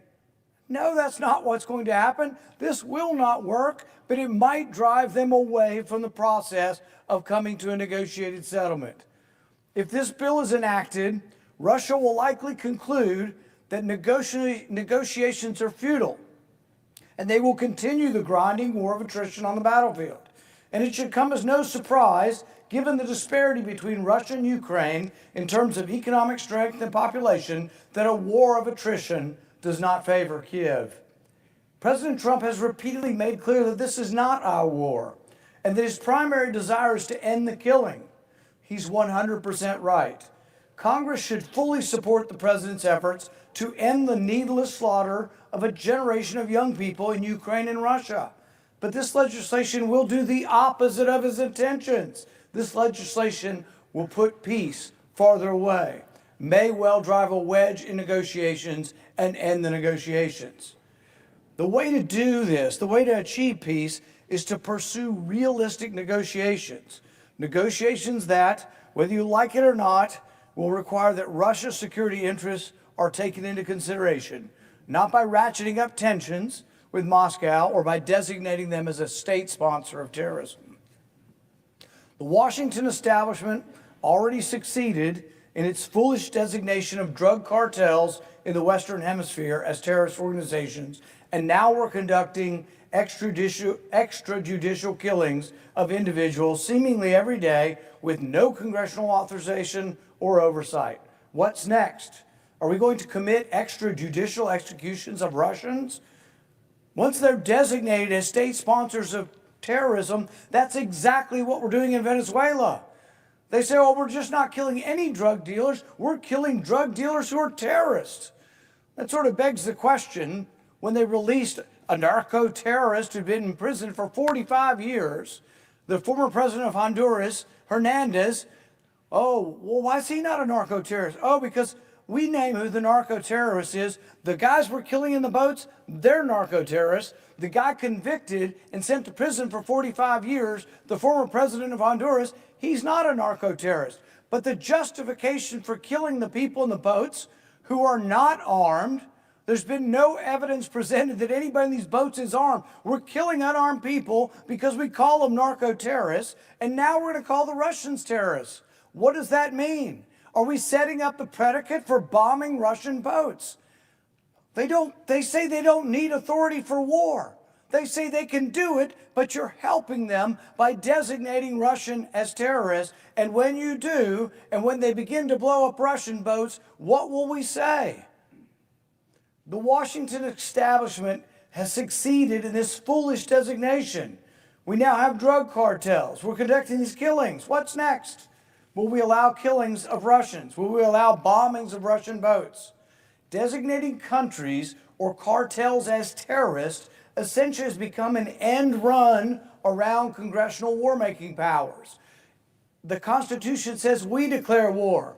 They say, well, it's not quite war. It's somewhere in between war, but it's not drug smuggling anymore. We don't kill drug smugglers on sight, but we do kill them if they are designated terrorists. So it's just game playing with these labels. It's circular reasoning, but everything about it leads to more war and leads to less restraint. Once they are designated as terrorists, attacks on the country are argued to be sanctioned. This is an argument for saying that bombing Russian boats will be sanctioned. The terrorists, the Venezuelans, are said to be terrorists. Their boats are targets, and we can bomb them like it's a war, but not a war because we haven't voted on it. If we label Russia as terrorists, is that the same conclusion? So while we are not at war with Russia, designating them as a state sponsor of terrorism implies that no further vote of Congress is necessary before letting the bombs fly. To think that the risk of escalation must no longer concern us because the war has gone on for years is folly. There is still danger to escalating the administration, at least the rumor is going to announce an escalation against Venezuela tonight. It's the peace president starting new wars, don't you know? It's total irony. All right, before the guest joins me, let me hit some of these super chats. Guys, if you're not subscribed on YouTube yet, join the fun. Go over to the Owen Report on YouTube. Give us a follow over there. If you want to get into the super chats, we make sure to read the super chats every day before we sign off. And so we will be, we do have a bonus hour tonight, as my guest is going to be joining me shortly. Gray999, did President Trump disdain the U.S. during the election? I'm assuming you mean when he was campaigning. Well, he campaigned on some things, and we thought we were getting one thing, and we got something entirely different. I don't think that's up for debate. I don't know if he disdains the U.S. I don't know exactly what that is supposed to mean. But the administration has certainly betrayed the base in my eyes, and I think more people are seeing it that way every day. Roger Bales, last night's ceremony with Levin was the worst thing I've ever seen. Yeah, I think the last 10 days from this administration, we'll see what happens tonight. And then Netanyahu comes to town at the end of the month. The last 10 days of this administration have been it's been a bigger betrayal than Biden, quite frankly. You know, I mean, you can stack it up about who was worse, but I mean, the betrayal level from this administration, nothing stacks up to that, in my view. Soap water backwash. They'll burn the world down before they release the files. Well, let's hope that's not true. Files are supposed to be released Friday. We shall see. Bad Shah Knight of Gotham. Trump and everyone in Capitol Hill are hypnotized by Israeli lobbyist donor checks. Qatar gift him flying gold mansion, and yet he won't back down. Well, I think that, my interpretation of all that is Trump is trying to get along with everybody. Now, obviously, the Israeli lobbyists and the foreign interests are essentially running the administration. And you can say, oh, well, Trump's running it. Well, he's running it for them. He's not even hiding it. He said as much last night. He said as much when he was in Jerusalem. But he did promise Qatar, after Israel attacked Qatar, he did promise Qatar that if Israel attacked Qatar again, that they would view that as an attack on America and respond accordingly. Now, I don't know if you believe that, but Trump did sign that executive order. So he's at least letting Qatar know that no, I'm not going to let Israel decide our fate. Bad Shot Knight of Gotham again. I never did and never care about parties. I just want what USA stood for. No wars, strong economy in America, create jobs, affordable health care. Well, you don't really have any of that right now. Charbucks 22. Trump losing 2020 was probably the plan. Of course, no one will be arrested for autopen. He campaigned supporting Israel, so we should have known, right? Well, it'd be okay to support Israel. It'd be okay to support Israel and take a stand against anti-Semitism. All of that would be fine. The problem is it's like that's all we get. That's like 90% of this administration, and it's the top priority. That's the problem. But, you know, I think about 2020 and how Trump let him steal that election and nobody's been arrested for it. And I look at it now and I say Trump did it because he knew that the economy was going to tank. He knew that the COVID policies were going to destroy the economy and do permanent damage to it, but he could blame Biden, and now that's what they're doing. So they're blaming Biden for all the COVID-era policies that did permanent damage to the economy, and he wasn't there, so he doesn't take the blame. HG 1747, there'd be no mass immigration to America or Europe if it wasn't for Israel. Well, I would be more specific, and I would say if it wasn't for Israel's influence over our foreign policy, all of these people in Africa and the Middle East wouldn't be displaced from their homes that got blown up. And then ultimately, once the leftists open up the borders, that's where they end up. That I do agree with that. Great show, Virtualog. Thank you. Or Virtual Glue. Thank you, Virtual Glue.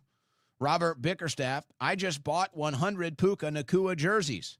That's good. You may need to keep buying them because I have a feeling the fines are going to add up for that one, is what I feel like. All right, we're about to be joined here by Donnie Discerned, and I'm unclear. Donnie, are you planning on joining via video, or are you just going to be joining via audio today? Yeah, just via audio. I am. Oh, I think I'm coming in twice. Hold on. Is the audio Let me fix okay? that. I'll fix that for you. Mm-hmm. Okay, I got you fixed now. All right, Okay. You're coming in audio. Let me pull up your X account then, so people know where Sure. to find you. Okay, so here's the deal. You had a point of contention with me on X a couple of days back. We reached out in DM. We had you to come on the show. Today's the show. Where I'm sure you've been listening at least for the last 10 minutes or so. Where would you like to begin this conversation? Or actually, let me do this. Why don't instead you just introduce yourself to the audience here, and then we can go from there. Let's do that. Sure. Yeah. So I'm Donnie Darkened. You can find me on X, and I've been around on X since 2021. My first big thing was Donald Trump. My theory of Donald Trump being the Antichrist, which is what I became popular for. And wow, that's okay. Here we go. Yeah, a lot of crazy stuff going on over here. Did you put Trump in bed with Satan on South Park? Was that you? That was me. I'm kidding. But yeah, it's been an interesting ride. When I started my X account, I was definitely more on the truther side. And I guess just a little bit of background about me.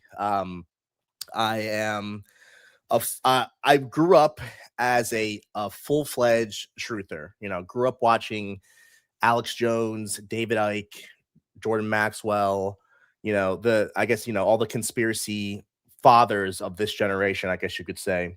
And what's interesting is, when I was about 15 years old, I started watching things like Loose Change and Zeitgeist was a big one, right? By the way, I would say, let's not make any endorsements of the statements in those movies, but I would say I think that those are must-watch films. You can determine what you like or don't like about them or how much you believe, but to me, those films are so eye-opening, and they at least, if you watch them with an open mind, I think that they will help you realize that, okay, not everything I see on TV is the entire truth.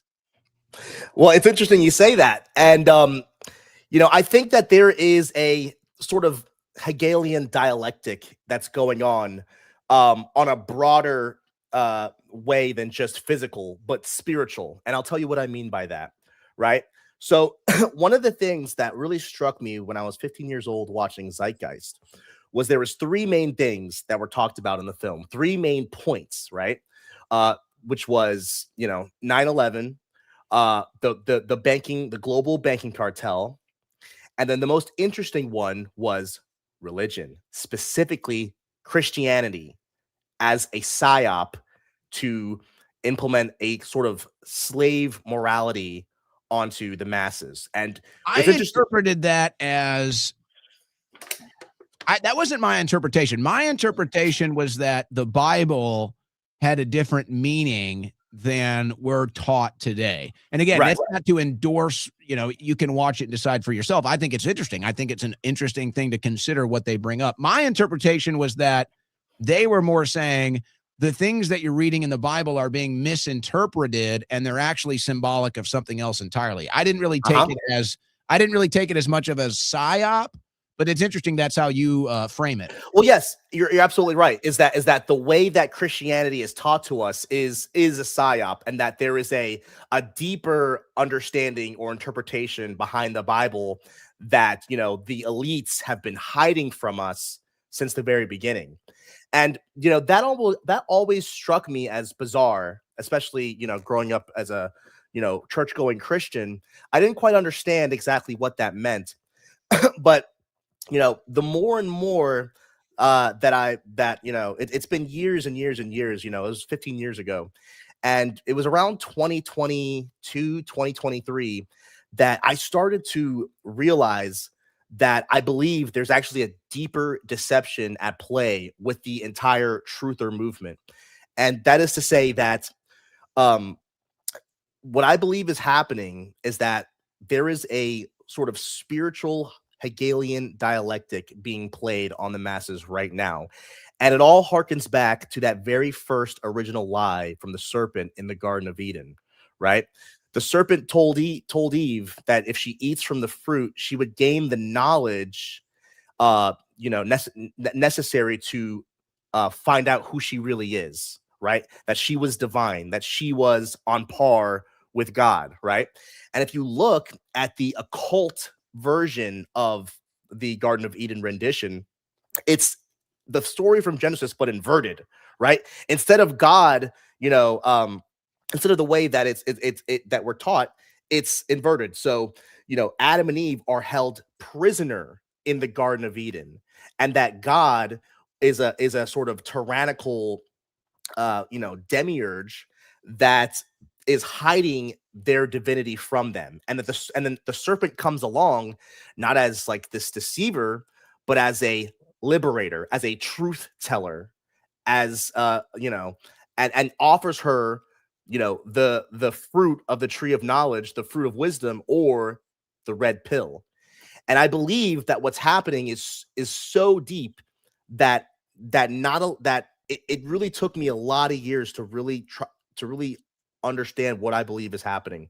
Well, And let me pause right there, because a couple of thoughts that I have. One, this is happening like right now. What I'm seeing is, and I've kind of addressed this before, and this might have been a point of contention that we had on X that ended up with you being here, was I don't like being told that as a Christian that somehow I'm supposed to be loyal to Jews or Israel, or that somehow as a Christian it's my duty to worship Jews, essentially, or that it's my duty that Jews are somehow superior and they're above board, and if I don't support Israel, I'm not a good Christian. So I don't like that happening in the modern sense. Yeah, and I don't agree with that either. But when you go back and you talk about some of the different interpretations of the Bible, I do think, and this is why I look at the zeitgeist and I just say, well, it's open-minded, and you have conversations. Like, there is no doubt, and maybe there's some other explanation for this, but there is no doubt that there are other stories that predate Jesus that are essentially the exact same story. Now, I used to kind of reach different conclusions about that when I was a younger man, and maybe more into that and more kind of searching for myself spiritually and stuff when I'm a younger guy. But to me, I mean, that is historically undeniable, right? I mean, Osiris and all these stories that predate Jesus. And I think once you realize that the lie of evolution is just that, there is no human evolution. There's human civilization in the rise and fall. I think we do have to reconsider our history. Mm-hmm. Well, it's interesting that you say that. Especially with Osiris. The late Aleister Crowley said that we are heading into what he called the age of Horus, the Aeon of Horus, right? That we are currently in the Aeon of Osiris. Well, that was an Egyptian god. That was the Egyptian sun god, right? Mm-hmm, absolutely. And what he said was that that in this Aeon of Horus, essentially what would happen was humanity would sort of awaken to the shackles of, the Abrahamic faiths, right? And the what he called the Jewish God Yahweh, and that they would awaken to the fact that humanity was divine itself, which sounds familiar, right? It's exactly like in the garden, right? That humanity must awaken to the fact that we are inherently divine, and that was hidden from us, that was kept secret from us, and that humanity can't move forward until that ancient secret is uncovered. And that's what I believe trutherism is ultimately setting the stage for. And again, this is a very deep rabbit hole. Okay, so I'm curious about where you're going with this, but explain to me what you mean by trutherism. Can you even put that into a framework? Sure. When I say trutherism, I'm talking about the conspiracy narrative, right? And when I say the conspiracy narrative, I don't mean every single conspiracy. I do believe that there are many conspiracies that are true and that have a lot of truth to them. What's interesting is, biblically speaking, Satan operates exactly that way, by 99% truth and just 1% of lies, right? And that's why he's the father of lies, because he masquerades his lies with truth. What's interesting is, if you look at someone like Helena Blavatsky, who was the founder of the Theosophical Society, her motto was, there is no religion higher than truth. And I consider Helena Blavatsky a grandmother of the modern day truth movement, and Alice Bailey a sort of mother of the truth movement. So then what is the truth movement supposed to discover and ultimately open up then? So here's what I would say. I would say that Satan ultimately has no new tricks, right? The final deception is the first deception, repackaged, upgraded, and sold to a new generation that's desperate for truth in the face of many lies that is pushed on us by the media, by, powerful elites, whatever. And I believe that the red pill is the modern fruit of the tree of knowledge, right?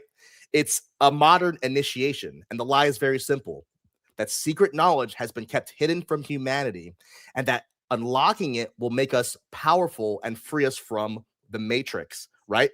And then that's the thing, is like the matrix. A lot of people talk about escaping the matrix. And what's interesting is that same terminology is also found in theosophy, right? Helena Blavatsky, talked a lot about the matrix, or the Maya, as many in the New Age and the occult call it.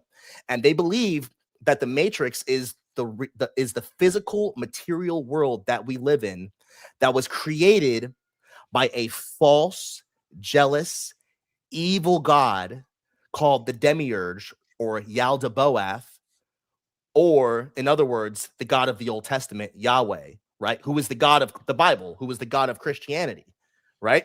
And so what I believe is happening is essentially the same thing that happened in the first deception, where Satan, with the fruit of wisdom, convinced Adam and Eve that they were prisoners in a false matrix, a false reality, and that the truth that was kept hidden from them is that they were divine, that they were truly God, and that the person claiming to be God was a false or fake God, right? And that's why I believe we see right now neo-Gnosticism becoming so popular, right? I talked a little bit about, or I mentioned David Icke earlier. I had a conversation with him on an X Space probably a year ago, 2 years ago, maybe not 2 years ago, but almost probably a year ago. And I asked him, I asked him about his experience in Peru, where he had his quote unquote Kundalini awakening, right? Did he do the ayahuasca? I don't. Yeah, I think he did. So I asked him about his experience when he traveled to Peru, because according to his book, according to his words, he said that he traveled to Peru. He was told by some sort of spiritual force to travel to Peru to go see the pyramids, right? And it was during that trip he said what he claimed was a Kundalini awakening. By the way, if you look into Kundalini, right, it's serpent energy, right? The Kundalini is closely tied to the serpent, okay? And he said that what happened was he felt that he felt like a sort of a consciousness expansion, right? And he believed that light beings were guiding his consciousness expansion. And at one point he was passing by a church, and he said that he looked upon the cross, and when he did, his entire vision went black, and he felt like nails going into the top of his head, and he he basically passed out. It sounds like he was with a shaman doing a ayahuasca trip. Very, very possible. Yeah, very possible. I mean, I don't know how else you would be experiencing these things. I mean, there are megaliths in Peru. It's actually one of the best kept secrets of human history. The megaliths in Peru, the giant tunnels that run throughout South America. So I'm guessing he went down there and then went into the rainforest with a shaman and did ayahuasca. It's very popular in Peru and Brazilian culture to do that. Oh yeah, absolutely. And I think you're probably right. And I asked him about these spiritual guides that, and what's interesting is if you listen to David Icke, he points to the ancient Gnostics as people who were ahead of the curve on what he believed to be was the deception that's, overcoming the world of the matrix, as he says, right? And he believes that the God of the Bible, specifically the God of the Old Testament, Yahweh, is the demiurge that is essentially the God of, the God of Israel, right? That is trapping humanity in a material prison, and that in order to escape this prison, humanity must awaken their collective consciousness and to be able to ascend from the third dimension to the fourth and fifth dimension, essentially, and that essentially through uncovering the lies of the elites, uncovering the lies of the governments and everything like that, i.e. trutherism, that we would get closer to defeating Yahweh, this demiurge, right? And what I'm saying is that what I believe is happening is that people like David Icke, people who are maybe even well-meaning Christians who are pushing the truther conspiracy narrative, are unwitting pawns in a much deeper, much larger spiritual deception of what I call the false unveiling, the counterfeit revelation, right? Because remember, Lucifer, Satan, has no new tricks. All he does is invert the things of God, right? And so when Christ comes, he comes back in Revelation to unveil, to lift the veil of sin and unveil himself as the king over the world, right? And so what Lucifer is doing is he is lifting a counterfeit veil, right? The veil isn't about discovering how sinful humanity is and how desperately we need a savior, but rather that the veil Lucifer is lifting is the sin of the elites, or humanity's shadow self, as the New Age calls it. In the New Age, and I don't want people to miss the deep. So I think let me try to interpret this, as you're getting a little long-winded, and I think it's hard for people to fully understand. So I guess you're doing a parallel.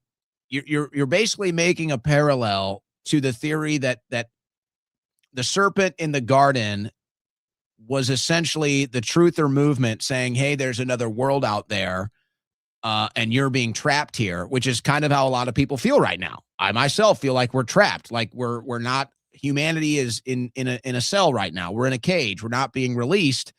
And it's like the serpent is like the truther movement of, oh no, I can release you, but it's going to be a false prophet. Is that a fair, quick? Yeah, that's pretty fair. So what I would say is the major difference, biblically speaking, right? So you say, okay, so here's the big thing, right? You're familiar with the movie, the Matrix. You're familiar with the movie The Matrix, right? Yeah. Okay, I think this is going to help you you and the viewers really understand what's going on. So the Matrix film is the Gnostic narrative repackaged for a modern audience, and I'll tell you what that means.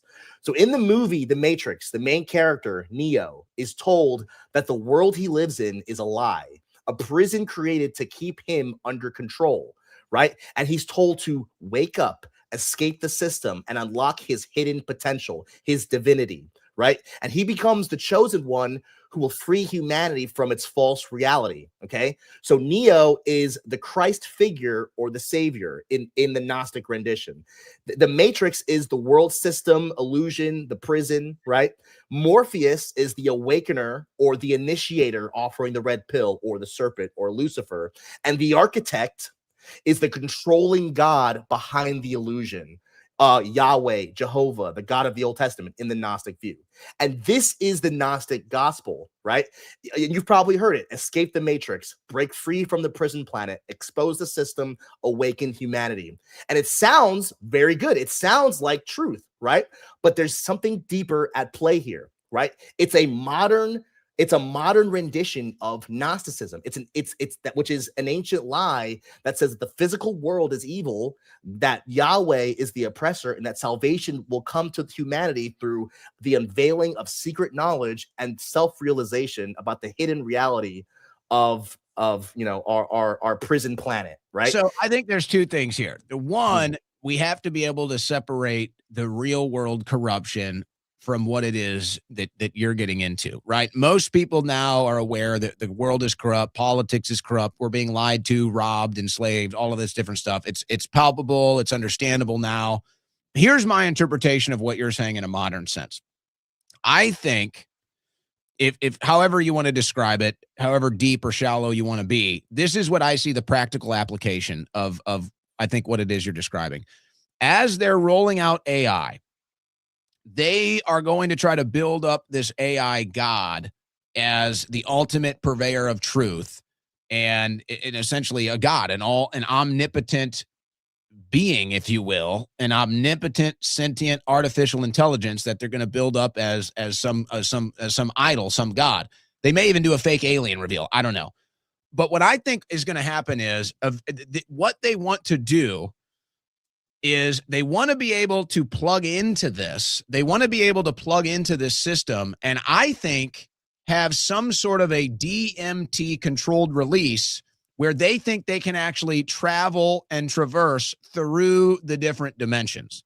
And I think they want to be plugged in to some artificial intelligence supercomputer while they're doing this, thinking they're mapping out and discovering all of these different dimensions.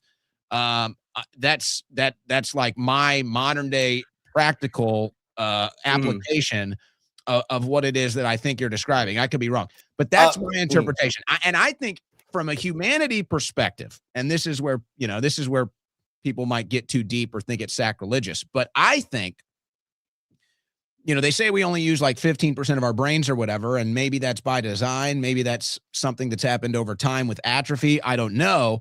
But let's say that there's something to that, and ancients who built the megaliths, who built the pyramids, who did all the ancient history that's kept secret from us, maybe they had supernatural powers, as we would understand, as we would interpret, had supernatural powers, telekinesis, whatever. They had full spectrum control over the environment, which we don't have. It's like we can only exist with the things you can touch and lift and get on top of or underneath, whatever.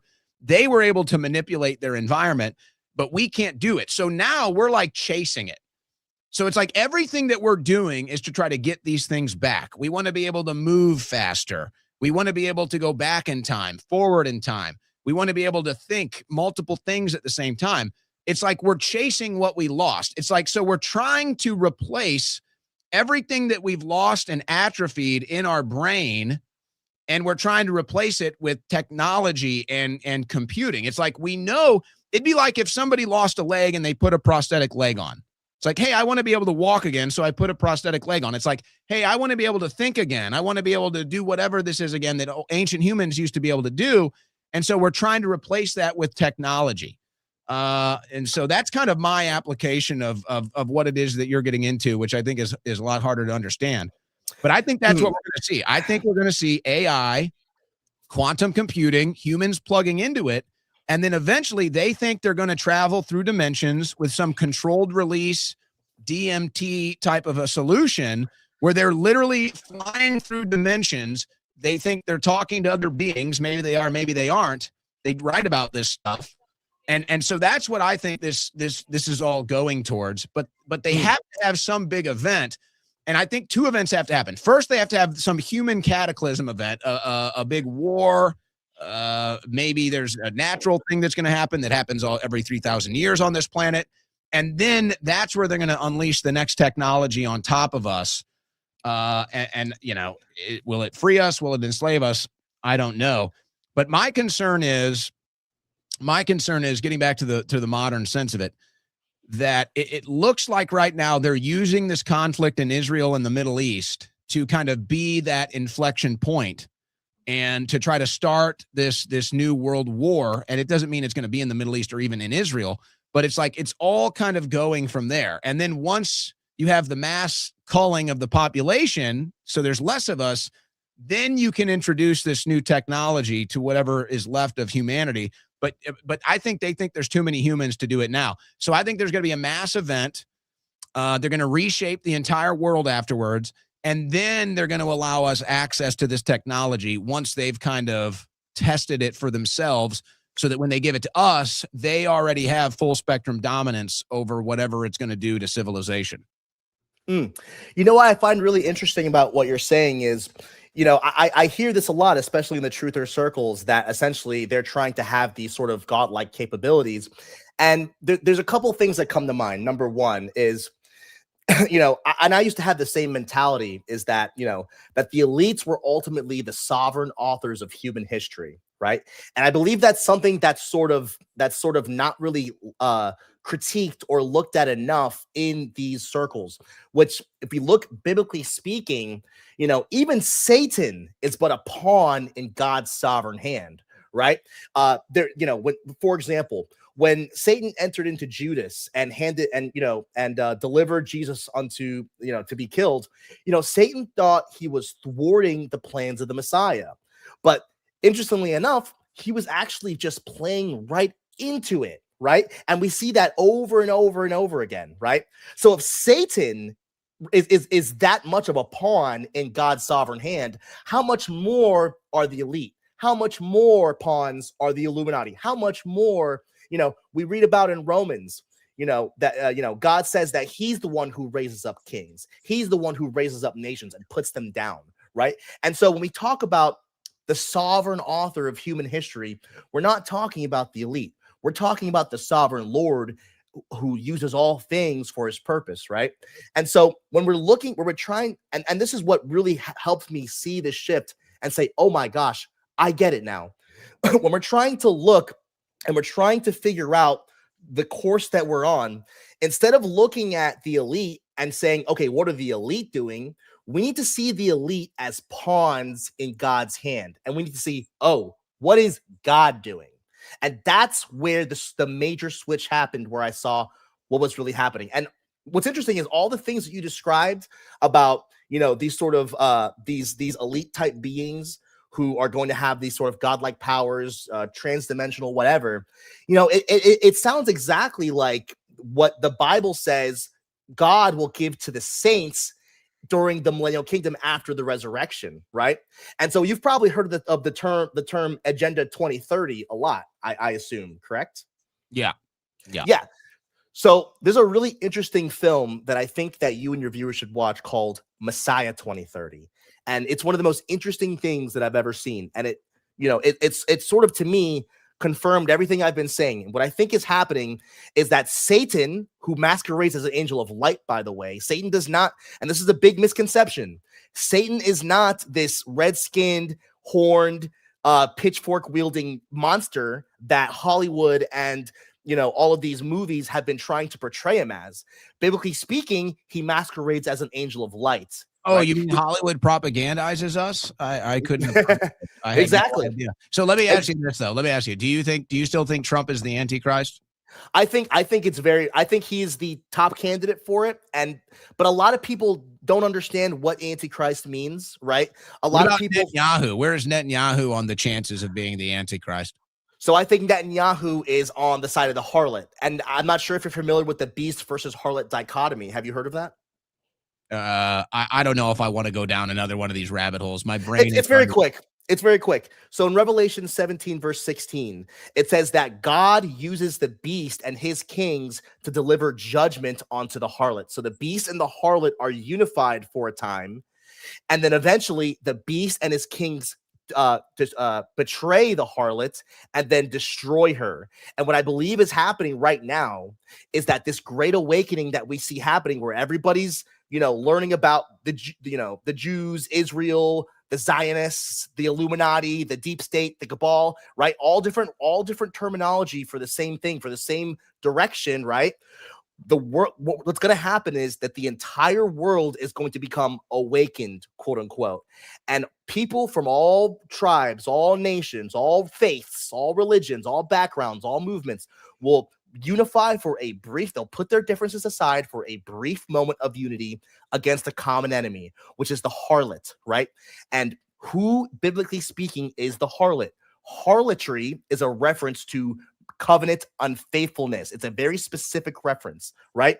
And there's only one nation that God ever made a covenant with. There's only one nation that God ever tried to make holy, and that's the city of Jerusalem, right? And what's interesting is, if we look, Revelation 11, it says that the Gentiles will trample the holy city for 42 months. The beast is given authority for 42 months.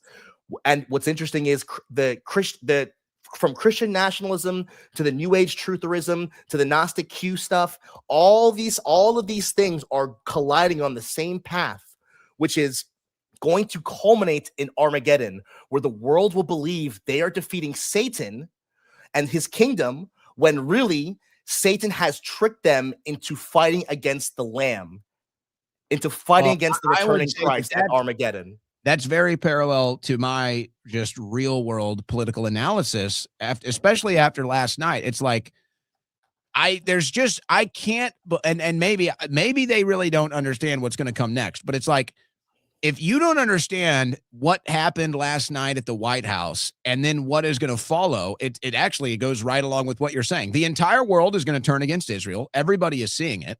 And then it's like, now you're going to have a whole political movement uniting the left and the right that is definitely going to turn on Israel. Last night's festivities at the White House are pretty much guaranteeing that. They pretty much just cemented that. But I'm sitting here, I'm like, it's so obvious. It's so over the top. I'm like, they're doing this intentionally. Like, there's no way they're sitting up there doing that and thinking, oh, everybody's going to love this. Everybody's going to think this is all great and not corrupt. They have to realize that it's going to be the exact opposite. And now it's like what you were saying, everybody's going to turn. The whole world is going to turn on Israel. The left and the right are going to unite against Israel. We're already seeing it. We don't have the political foothold yet. But last night's festivities at the White House, I think pretty much guaranteed that is exactly what is going to happen. And to all these people that want to talk about, oh, I'm fighting anti-Semitism and, oh, I love Israel. Well, if you're not calling out Netanyahu and you're not calling out the actions of the dual loyalty right now with the Americans and Israelis that are doing all of this, then you're not helping the problem. You're not helping the problem. You're causing the problem. But to me now, I think they want it. I think they want it. I think that they want this to happen. And then there's going to be something on the other side of it that they all already have planned out. And to me, last night just confirmed it. If they don't realize that what they did last night was so much damage to their cause that it's going to spark a total 180 from even people that might support it, they're just going to say, this is too much. I can't do this. And with the backdrop of what's going on in Gaza, it's just going to be too much. People won't support it. They're struggling too much on their own. Now, I was looking at more of a modern day thing than maybe the context and a biblical interpretation. But I will say this in closing, and the Bible talks about this too. This is the big lie about human history. there were clearly superior civilizations on this planet. The Bible talks about giants and fallen angels and Nephilim, and maybe that's something that has to do with it. But there were clearly civilizations on this planet that were superior to us. They built the pyramids. They built the megaliths. Maybe you buy into some of the conspiracy theories that they're the ones that built the Capitol and all these different Roman infrastructures and architectures in America too. And it's all the same group of people. And they built in Mexico and South America and Italy and America. So, you know, that's a little deeper into the human civilizational context. But that's the big secret. And I don't know if we'll ever know the truth. But the evidence is all around us. That well, you know what's interesting. You know what's interesting is I love this passage in the Bible. Not a lot of people think about this, but it's in 1 Corinthians chapter 2, and it says, "None of the rulers of this age understood it. For if they had, they would not have crucified the Lord of glory." And what he's saying here is that none of the rulers of this age know what they're doing. He said the same thing when they crucified him. He said, "Forgive them, Father. They do not know what they're doing." And I think, again, going back to what I was saying, I think the big mistake of the truther movement is thinking that the sovereign authors of human history are the dark tyrannical forces of the elite, rather than God himself using all things, weaving even rebellion into his overarching purposes for the purposes of judgment and then restoration. And what's interesting is I highly recommend everybody read Zechariah 14. Zechariah 14 talks about God, you know, gathering all nations of the world against the city of Jerusalem to besiege it. 2/3 of Jews will be wiped out. He says that, and then on that day, you know, the Lord will return and bring judgment on those armies through the plagues that we see echoed in Revelation. And tying this back to what I was saying, I think that right now humanity is being coalesced into seeing an enemy that needs to be destroyed in order for humanity to reach peace and safety. And what is happening, I believe, is that God is being framed as Satan. Again, think about it. If we believe that the enemy is the authors of human history, then we believe the enemy is God, even if we don't say that out loud, right? And so what's going to happen is, right, like Jesus says in Matthew 23, he says, "Jerusalem, Jerusalem, you will not see me again until you say, 'Blessed is he who comes in the name of the Lord.'" Right? And the Messianic movement is something in Israel that is growing right now, and I believe is the remnant that the Bible talks about, the remnant in Israel that believe on Jesus as the Messiah. And I believe this movement is where the two witnesses will come out from during the 42 months of the beast's reign to declare for Israel to repent, for the time is coming. And this is when Trump will cancel the elections and be president for life. Well, it's interesting. You look at the board of peace. There's a lot of interesting things. I don't know if you've seen Trump Gaza, his the Trump Gaza AI video that he posted. Yeah, Trump Gaza #1. Yeah. You know what? Here's the thing, though. I'm the value and the meaning of the things that Trump is doing and saying is losing everything. I don't think any of it has any meaning anymore. I don't think any of it has any value. I think he's just flying around high on himself, high on his narcissism. I don't think there's any plan. I don't think he understands what he's doing. No. And that's the whole thing. Once we understand, and this is the big shift, this is what really helps me see what's happening. Once we understand that none of these people truly know what they're helping to build, none of these people truly know, you know, they may think they know, they may think they be in the know, but ultimately what's unfolding is God's plan, not Satan's plan. Satan's a pawn, remember? And if Satan's a pawn, how much more pawns are the elites? How much more pawns is Bill Gates and George Soros and Donald Trump and all these people, right? And, you know, you even think about Judas, right? You know, Satan had to enter into Judas, right? And I believe there's a time coming where Satan will enter into the Antichrist, who, you know, I believe to be Trump.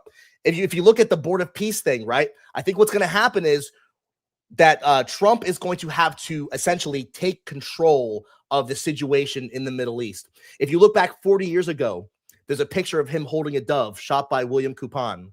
And William said that, you know, during this time, this was in 1983, by the way, he said during this time, Trump was trying to become the peace negotiator for the Middle East. That was 40 years ago. Trump has been eyeing this Middle East peace thing for a long, long time, decades, longer than I've been alive, right? And now he's finally in a position where he's able to do that. He might not even fully understand why he needs to do that.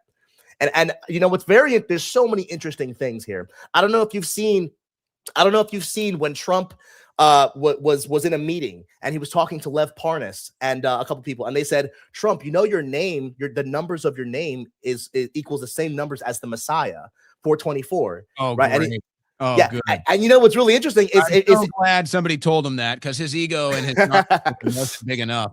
Yeah, no, for real. And you know what's interesting is pride. You know, I'm sitting in the White House and somebody says, "Did you know that you're actually the Messiah?" I said, "Wow, I never thought of it that way, but you know what? I like it, actually. I think I'll embrace it. Yes, I am the savior." He's like, "I am the chosen one." Remember, he goes, "I am the chosen one." Yes, exactly. What's interesting, he said that in 2017, 2 years to the same day on December, I think it was December 21st, 2 years to the day after that. He said that the guy said, "I'm pleased to announce the second coming of Donald Trump." That's the same day that he declared himself the King of Israel. He compared himself to the King of Israel and the second coming of God, Wayne Allen Root. I don't know if you're familiar with Wayne Allen Root. He said that Israel loves him like he's the King of Israel. They love him like he's the second coming of God. It was he's more popular in Israel than he is in America. Yes, and what's interesting is the role of the Antichrist, right, is to essentially so the Jews in Israel are supposed to look at this figure as their worldly savior. They're gonna be like, wow, this guy is protecting us. This guy is helping us, you know, survive. This guy is going to help us, you know, establish the Messianic kingdom. And essentially, if you go back to the Old Testament, what does Yahweh tell them? He says, do not yoke with the Gentile nations. Do not find your strength in the kings of the Gentile nations, right? And so they're making the same mistake now that they are back then. And God is using it all to essentially break their pride. And what's going to happen is... All right, yes or no? We got to close this out. Yes or no? Here we go. Biblical interpretation. Is the earth flat? No. Well, did some Bible thumpers are gonna have an issue with that. They're gonna. I highly recommend watching Mike Winger. Pastor they're gonna bring up the firmament. Okay, yes, they're gonna bring up the four corners of the earth. They're gonna bring up a lot of stuff. But you know what? It doesn't matter because we're just in a simulation anyway. We're in the matrix, right? According to the Gnostic, according to the serpent, we're in a matrix, right? Exactly. When God created the world, he said it was good. Round or flat, or a square or a cube or a triangle, it's all a simulation, so it really doesn't matter. All right, Donnie, glad you joined me today. Follow on X at Donnie Darkened for more enlightening takes like this. Donnie, good to have you here. Thank you. Watch Messiah 2030, everybody. Have a blessed night. Messiah 2030. I'd never heard of that one, so that's a new one for me. All right, we got a little time left. We'll go a little more here. Super chat from Pittsburgh Bad. Was that Don Cena? You can't see me hiding his face? I assumed he understood that it's a video transmission, but that's all right. I didn't communicate that. This is my last super chat because the economy sucks. But Trump said it's the greatest economy ever. You know, I'll just say that in response to that, and I'm going to hit something else dealing with AI here. But to me, it's like I have to separate that, however you want to classify that conversation and those topics. It's like I have to separate that from what I do on the show and my broadcasts. So I deal with what's in front of me. I deal with the reality. I deal with the political movements, and I kind of leave, you know, the more deeper aspects out of it because people tune in for the news and current events and get that. And I think that the elites and the powers that be are probably under the same brainwashing as everybody else to an extent. And so, I don't know. I think you have to separate the two things. I'd say there are certainly elites that do buy into this stuff, but you don't hear about them. They don't go public. They're not on TV. They don't want you to know who they are.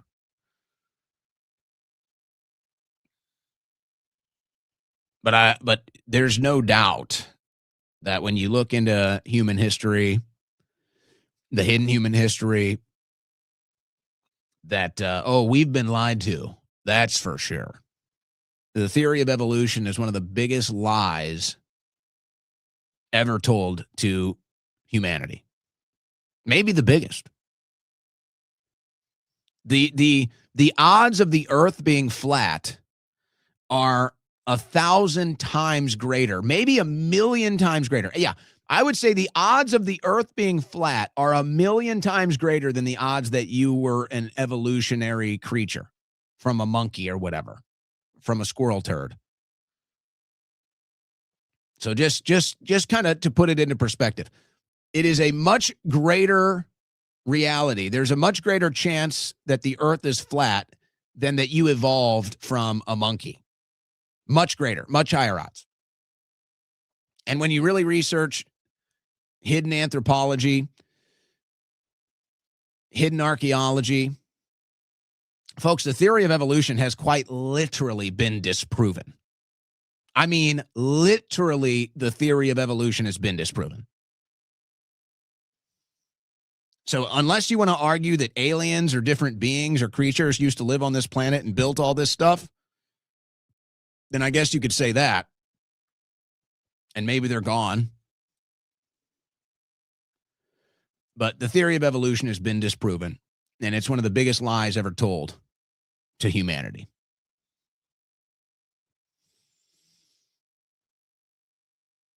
And I don't know why. I don't know why we would embrace it when it's so counterintuitive.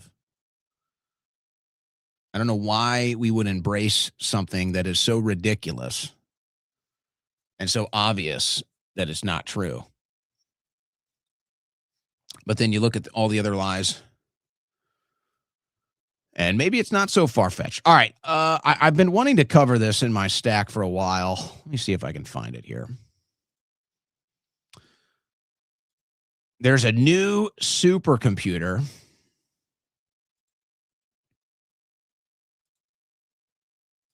Let's see here. Where are we? Well, here's Bill Gates, by the way.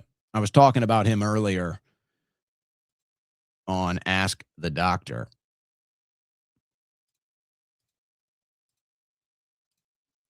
WHO, Bill Gates unveils blueprint for global digital ID, AI-driven surveillance, and lifelong vaccine tracking for everybody. You know what that sounds like? That sounds like slavery. You know what that sounds like? That sounds like cattle.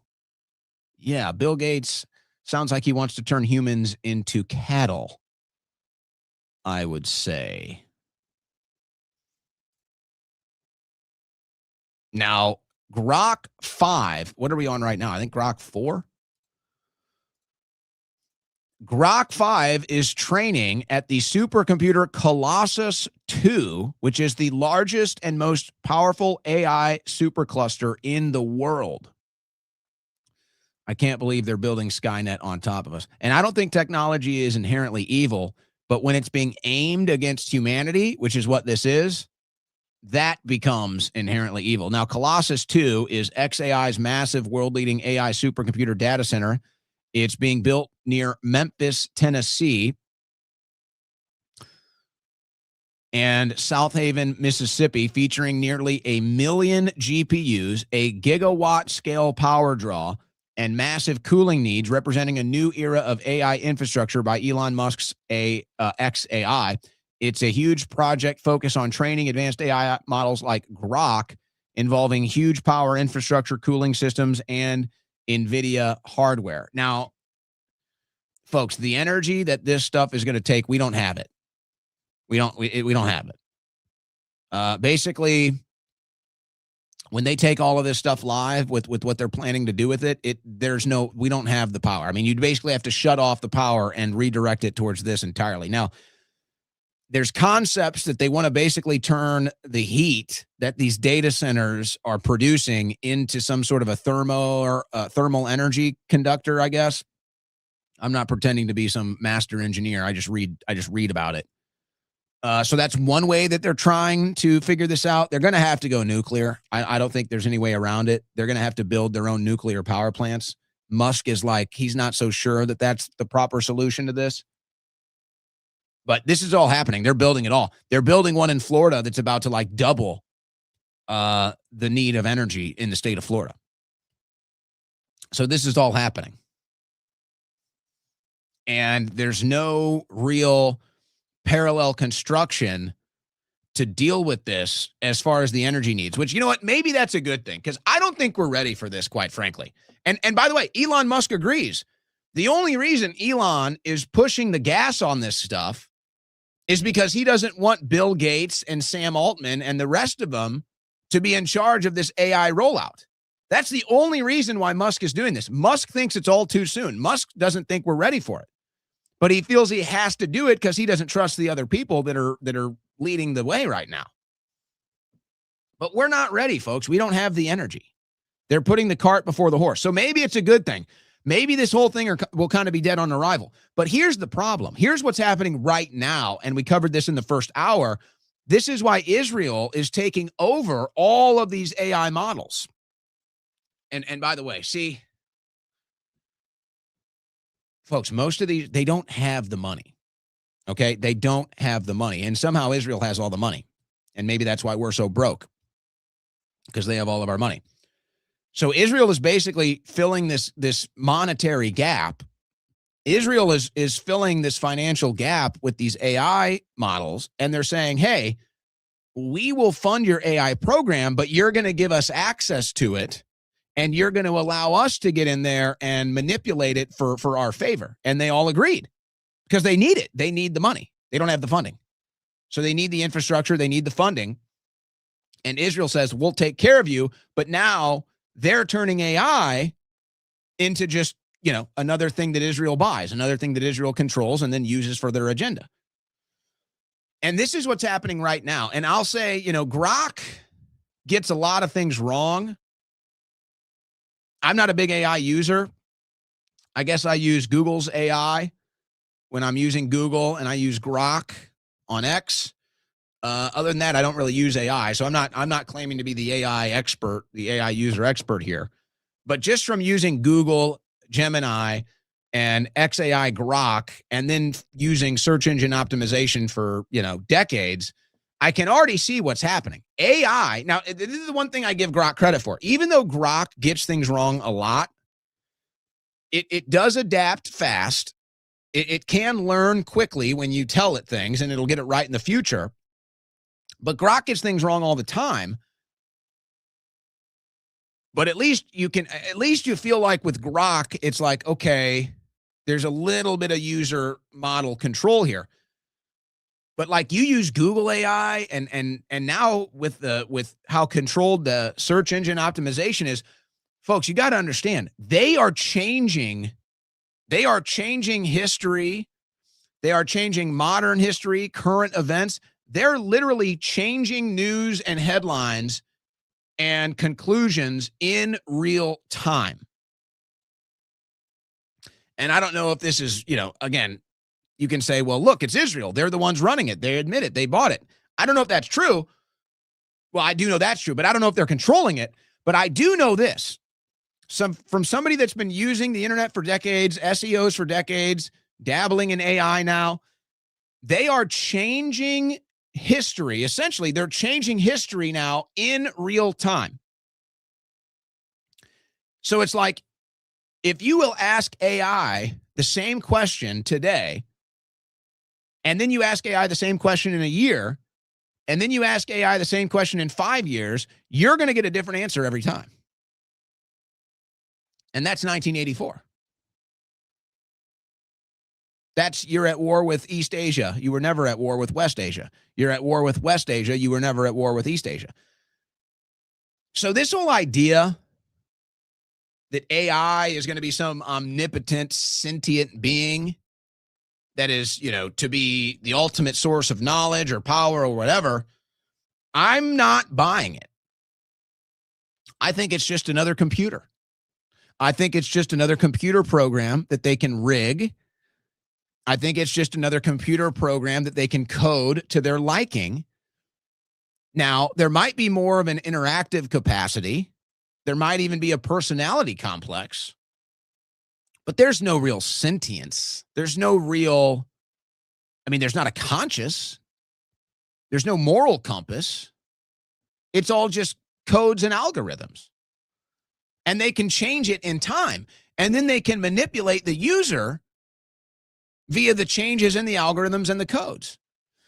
But this is why it's so scary. And this is why people are making such a fuss, and rightfully so, over Israel's massive involvement in this. And by the way, Elon Musk's XAI reportedly will spend $18 billion on NVIDIA chips for Colossus 2 data center. Do you know where NVIDIA just got access to? Israel. Now Israel's building a super facility NVIDIA's building a super facility in Israel. Now, I think that has something to do with all of these Trump deals being empty promises. He says, we brought in $18 trillion and we got the AI people and the tech people. I don't think there's any money, folks. I think it's all made up. I think Trump talks a big game and makes a bunch of big promises, and I don't think there's anything there. And the proof is in the pudding. You've got Jensen Huang, who's like, Donald, where's my return on investment? Where's my production? I invested all this money. I wanted to build all these chip factories and everything here. I wanted to do what you asked me to do to help America. I'm on board. I'm with you. But there's nothing there. There's nothing there, folks. It's an empty pool. So Jensen Huang, Trump says, hey, dive into this pool with me. It's going to be great. And Huang is in midair, and he's about to hit an empty pool. So what does he do? So he says, Donald, you got to let me get into China. These deals and all this money that we talked about, it's not there. It doesn't exist. So he's like, I got to get into the Chinese market. But now China's like, you chose Trump's side in this trade war. You're not coming here. We got Huawei. We got our own systems. We don't want you, NVIDIA. And so now Jensen Huang is like, well, where do I go from here? Well, here comes big fat checks of Israel. Say, come on into Israel. And Donald Trump works with the Israelis. So now Israel is bailing out Trump. It's crazy. And now NVIDIA, that has to get bailed out by Israel because Trump made a bunch of empty promises with a bunch of fake numbers. And now the NVIDIA chips produced in Israel are going to be used for the biggest supercomputer and data processing center in the world, Colossus 2. And Israel is making all of these companies sign deals with them that they get to control the AI because they want to use it. And this is where it gets wild. And would you really put it beyond Netanyahu? Would you really put it beyond these psychotic Zionists that don't feel any remorse for killing innocent children? Oh, they're putting you on a list. Oh, they're building a list of anti-Semites. What if they could somehow superheat your phone and make it blow up? Now, that doesn't have to be Israel. That could be anybody. That could be any evil power structure. But this is where it's all going. And it was Sam Altman, OpenAI, and everything else. And what's he doing? He's begging people for money. Sam Altman has explored deal to build competitor to Elon Musk's SpaceX. The OpenAI CEO has publicly talked about the possibility of building a rocket company and the potential for developing data centers in space. I think there's one data center in space that just went live. That's going to be the big one.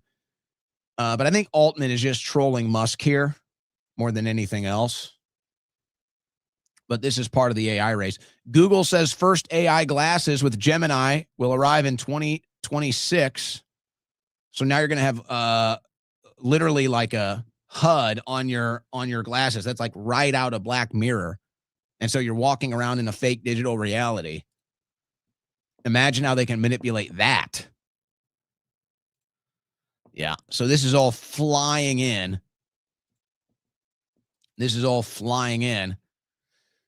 And you've got Trump with Adelson and Levin and Netanyahu ushering it in. And the MAGA cult is so high on access, and they're just so scared that they can't accomplish anything on their own merit. They can't accomplish anything by themselves, so they have to latch onto Trump and latch onto this administration for access and fortune and fame, so they can take the pictures and wear the hats and everything else. And so they're never going to say anything negative about Trump. And it's all about to get so obvious, folks. It's all about to get so in your face. It's all about to get so over the top. What's going to happen tonight? What is going to happen tonight? Is it going to be a non-starter? Is it going to be a nothing burger? Is Trump going to send us to war? Trump attempts domestic reset with White House address Wednesday evening. He will deliver a televised speech expected to focus heavily on the economy, his bad poll numbers, and campaign promises. This is what's being reported. This is the most recent. He'll probably blame everything on Biden. Well, you let him steal the election, Mr. President. So I would say it's going to be one of two things, or maybe the combination of both. He's either going to get up there tonight and saber rattle against Venezuela and continue the buildup of starting a war down there, or he's going to come out and make a bunch of excuses as to why the poll numbers are low and blame everybody but himself. That sounds familiar. It's never our fault. Maybe he is, after all. You know?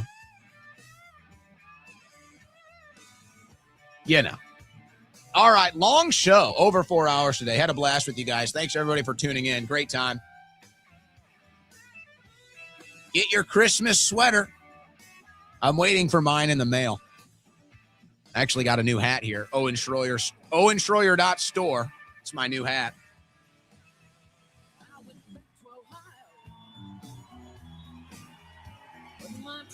Still alive. Fuck them. OwenSchroyer.store. That does it for the Owen Report. 21-hour break. See you tomorrow. Same place, same time. Give us a follow on YouTube. Tell your friends. This is your home for political play-by-play. America's Anchorman, the Owen Report. God bless. Godspeed. I said I am.